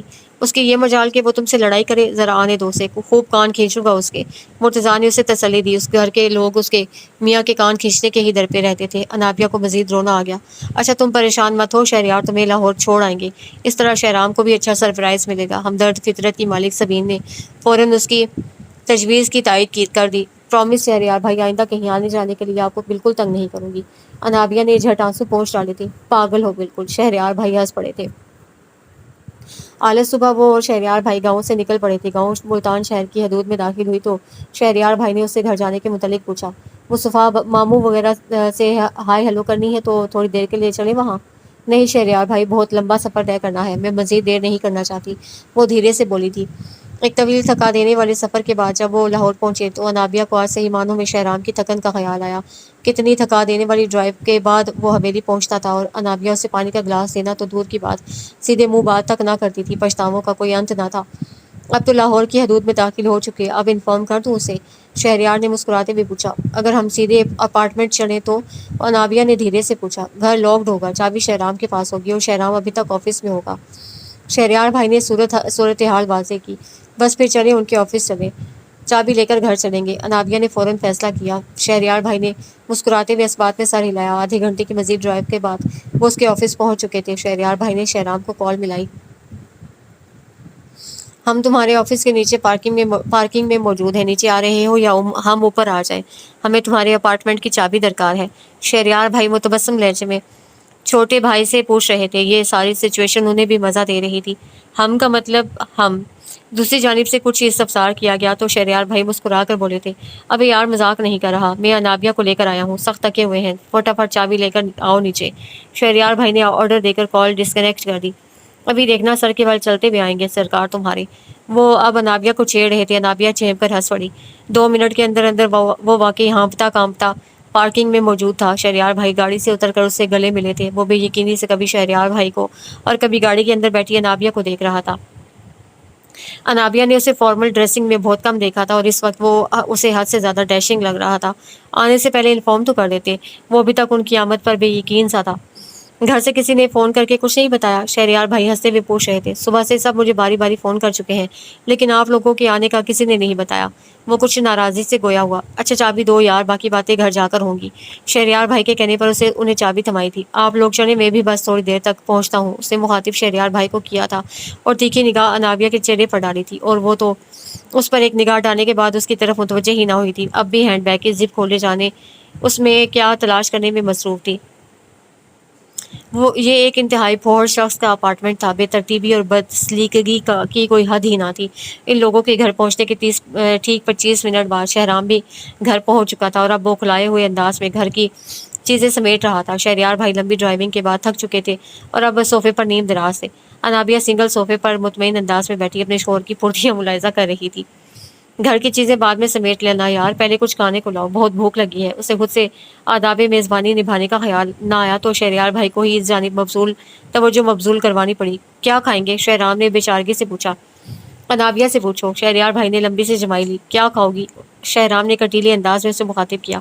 جو بھی گھر میں پکا ہوگا۔ انابیہ یکدم مخاطب کیے جانے پر گڑبڑا سی گئی تھی۔ گھر میں نہ کچھ پکا ہوا ہے نہ کچھ پکتا ہے، جو کہو گی بازار سے لا دوں گا، وہ چبا چبا کر بولا تھا۔ شہرام، میں سویا نہیں ہوں، بچی کو کیوں ڈانٹ رہے ہو؟ آنکھیں موندے شہریار بھائی شہرام کو ٹوکے بنا نہ رہ پائے۔ شہرام جھنجھلاتا ہوا کھانا لینے چلا گیا تھا۔ کھانے کے بعد انابیہ نے ازراہ مہربانی برتن سمیٹ دیے تھے، لیکن جب یہ برتن کچن میں رکھنے گئی تو کچن کی حالت دیکھ کر سر چکرا گیا۔ پورے گھر میں جو ابتری پھیلی ہوئی تھی، کچن بھی اس سے ڈبل ابتری تھی۔ ایسے گھڑی کیا انسپیکشن کر رہی ہو؟ یکدم شہرام پیچھے سے آ کر گھرایا۔ انابیہ ڈر کر پیچھے ہٹی۔ چائے بنانے کا سوچ رہی تھی، سر میں درد ہو رہا ہے۔ نرم خو سے شہرام کے یہ بگڑے اکھڑے تیور انابیہ کا دل دہلا رہے تھے۔ پتی ختم ہے، ٹی بیگز بھی نہیں ہیں، سو جاؤ جا کر، سر کا درد خود ٹھیک ہو جائے گا، اس نے انابیہ کو رکھائی سے مخاطب کیا۔ انابیہ لب کچلتی آنسو پیتی کچن سے باہر نکل گئی۔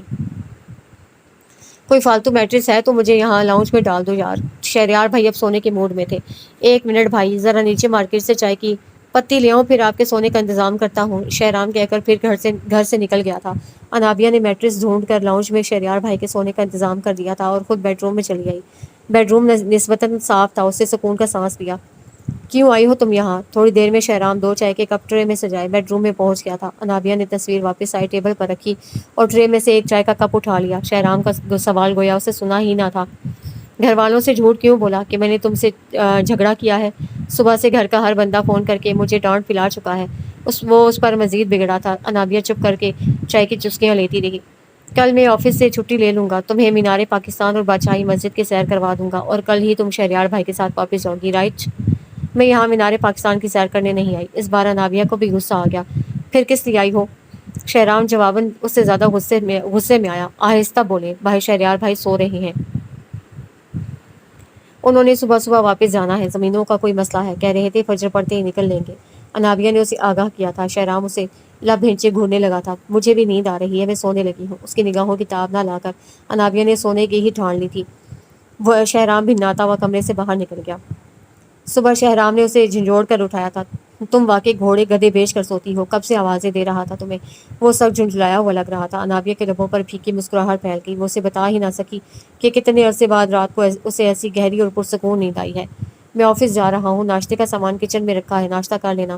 شہرام کے بتانے پر انابیہ نے ذرا چونک کر اس کا جائزہ لیا۔ وہ واقعی آفس جانے کے لیے نک سے تیار تھا۔ شہریار بھائی نے ناشتہ کر لیا؟ اس سے پوچھا تھا۔ کل کی بات اور تھی اور آج سے وہ واقعی گھر کی ذمہ داریاں نبھانے کا عزم کیے ہوئے تھی۔ شہریار بھائی کو لاہور کی حدود سے نکلے ہوئے بھی گھنٹہ ہو گیا ہوگا، شہرام نے کٹیلے لہجے میں آگاہ کیا۔ شہریار بھائی چلے گئے اور اب آپ بھی آفس جا رہے ہیں؟ ایک لمحے کو انابیہ یہ سوچ کر گھبرا گئی تھی کہ اب اسے گھر میں اکیلا رہنا پڑے گا۔ ظاہر ہے مجھے آفس ہی جانا ہے، اس نے سپاٹ لہجے میں جتایا تھا۔ تو ٹھیک ہے نا، آپ جائیں، دیر کیوں کر رہے ہیں، میں ناشتہ کر لوں گی۔ وہ ایسے اطمینان سے بولی جیسے شہرام اس کے ناشتے کے انتظار میں ہی کھڑا ہے۔ شہرام اسے گھورتا ہوا چلا گیا تھا۔ اس کے جانے کے بعد انابیہ کتنی دیر تک سر پکڑے بیٹھی رہی۔ جو فاصلے ان دونوں کے درمیان حائل ہو چکے تھے انہیں مٹانا اتنا بھی آسان نہ تھا۔ پھر وہ گہری سانس لیتے ہوئے اٹھی تھی، ہاتھ منہ دھو کر کچن کا رخ کیا۔ ناشتے کے بعد سب لوازمات موجود تھے۔ ڈٹ کر ناشتہ کرنے کے بعد اس نے گھر سمیٹنا شروع کر دیا۔ 2.5-3 گھنٹے کی محنت کے بعد بکھری چیزیں کسی حد تک ٹھکانے لگ چکی تھیں۔ گھر کے ہر کونے قدرت سے کوئی نہ کوئی اندھلا کپڑا ملا تھا۔ شکر ہے سرف بھی موجود تھا۔ وہ ٹب میں سرف کا جھاگ بنا کر شہرام کی شرٹس، موزے اور بنیانیں دھونے لگی تھی۔ اور جب بھی شہرام چلا آیا، یہ کیا کر رہی ہو تم؟ وہ ناراضی سے گویا ہوا۔ وارڈروب میں آپ کی ایک بھی دھلی بنیان نہیں، نہ ہی کوئی موزے کی جوڑی ہے۔ میں نے سوچا میلی جرابیں اور بنیان دھو کر ڈال دوں، پھر یہ 2-3 شرٹس ملی تو یہ بھی بھگو دیں، اس نے تفصیلی جواب دیا۔ شہرام کچھ نہ بولا، بس اسے گہری نگاہوں سے دیکھتا رہا تھا۔ آپ آفس سے اتنی جلدی کیسے آ گئے؟ انابیہ اس کی نگاہوں سے خائف ہوئی۔ ہاتھ دھو کر فوراً آؤ میرے پاس۔ وہ اس کی بات کا جواب دیے بنا آرڈر دے کر چلتا بنا تھا۔ انابیہ نے حکم کی تعمیل کی۔ آپ بتاؤ کیوں آئی ہو؟ امی نے بھیجا ہے نا؟ وہ اس بار نرمی سے استفسار کر رہا تھا۔ انابیہ نے دھیرے سے نفی میں گردن ہلا دی۔ پھر یقیناً گرینڈ پا نے مجبور کیا ہوگا تمہیں یہاں آنے پر۔ وہ قیاس کے گھوڑے دوڑا رہا تھا۔ مجھے کسی نے نہیں بھیجا، میں خود آئی ہوں۔ انابیہ نے اس کے اندازوں کی نفی کی۔ وہی تو پوچھ رہا ہوں کیوں؟ وہ پھر تیز ہوا۔ میں نے گول روٹی بنانا سیکھ لی ہے، میں آپ کے لیے کھانا بنایا کروں گی، آپ کے کپڑے پریس کروں گی، گھر کی چیزیں سلیقے سے سمیٹ کر رکھوں گی، بس آپ مجھے اپنے پاس رہنے کی اجازت دے دیں، مجھے واپس چھوڑ کر آنے کی بات مت کیجیے گا۔ انابیہ جیسے اس کے دل کی بات پا گئی تھی۔ میرے اعصاب کا مزید امتحان مت لو انابیہ، میں پہلے ہی بہت ٹوٹ چکا ہوں۔ تمہارے ایک روپ سے سمجھوتا کرنے کی کوشش کرتا ہوں کہ تم دوسرا روپ سامنے لیے آ جاتی ہو۔ میں یہ پہیلیاں بوجھنے کے مزید موڈ میں نہیں ہوں۔ آج تم اپنے دل کی ہر بات مجھ سے صاف صاف کہہ ڈالو، سننے کا حوصلہ ہے مجھ میں۔ وہ ٹوٹے بکھرے لہجے میں بولا۔ انابیہ کے ضبط کے بندھن بھی ٹوٹ گئے۔ وہ چپ رہ کر اپنا مزید نقصان نہ کر سکتی تھی۔ اسے روتے روتے اپنی حماقتوں اور بے وقوفیوں کی الف سے یہ تک ساری تفصیل سنا دی تھی۔ مجھ سے زیادہ احمق اور بے وقوف اس روئے زمین پر اور کوئی نہیں شہرام، مجھے آپ کے ظرف پر حیرت ہوتی ہے۔ مجھے ایسی عورت کو تو چوٹی سے پکڑ کر گھر سے نکال باہر کرنا چاہیے تھا، اور آپ میرے ناز نخرے برداشت کرتے ہوئے مجھے منانے کی کوششوں میں ہی لگے رہے۔ وہ بلک بلک کر رو رہی تھی، اپنی حماقتوں پر خود کو ملامت کر رہی تھی، اور شہرام اس کے آنسو دیکھ کر بے چین ہوئے جا رہا تھا۔ اب بس کرو، اور کتنا ہلکان کرو گی خود کو؟ شہرام نے اس کے آنسو پونچھے تھے۔ آپ مجھے معاف کر دیں گے نا شہرام؟ وہ بہت آس سے پوچھ رہی تھی۔ ایک شرط پر، وہ سنجیدگی سے گویا ہوا۔ وہ کیا؟ انابیہ ہمہ گوش تھی۔ آئندہ میں تمہارے منہ سے ایسی کوئی فضول بات نہ سنوں، اسے تنبیہ کی۔ کیسی فضول بات؟ انابیہ قطعاً نہ سمجھی تھی۔ وہی چوٹی سے پکڑ کر گھر سے نکالنے والی بات۔ تم میرے دل کی ہر دھڑکن میں بستی ہو، تم سے محبت کرنا میرا اختیاری فعل نہیں، میں مجبور ہوں تم سے محبت کرنے پر، اور میں ہمیشہ سے یہ بھی جانتا تھا کہ محبت کے سفر میں تنہا نہیں ہوں۔ میں تمہاری آنکھوں میں جب بھی جھانکتا تھا مجھے اپنا ہی عکس نظر آتا تھا۔ تمہاری ایٹیٹیوڈ کی صرف ایک ممکنہ وجہ میرے ذہن میں آتی تھی، مجھے لگتا تھا کہ تم اپنے پیرنٹس کی انسٹیبل لائف کی وجہ سے عدم تحفظ کا شکار ہو۔ مصطفیٰ چاچو نے جوانی میں عفیفہ چاچی کو ان کا جائز حق نہ دیا۔ مجھے لگتا تھا کہ تم ہر مرد کو اسی کسوٹی پر پرکھتی ہو۔ تمہاری اس نفسیاتی گرہ کو کھلوانے کے لیے میں عنقریب کسی سائیکیٹرسٹ سے رجوع کرنے لگا تھا۔ یعنی دوسرے الفاظ میں آپ یہ کہنا چاہ رہے ہیں کہ آپ مجھے پاگل سمجھنے لگے تھے؟ اسے تیوریاں چڑھا کر شہرام کو گھورا۔ پاگل تو تم نے مجھے بنا رکھا تھا۔ پہلے ہوش اڑاتی تھی، پھر منہ دھو کر مزے سے سو جاتی تھی۔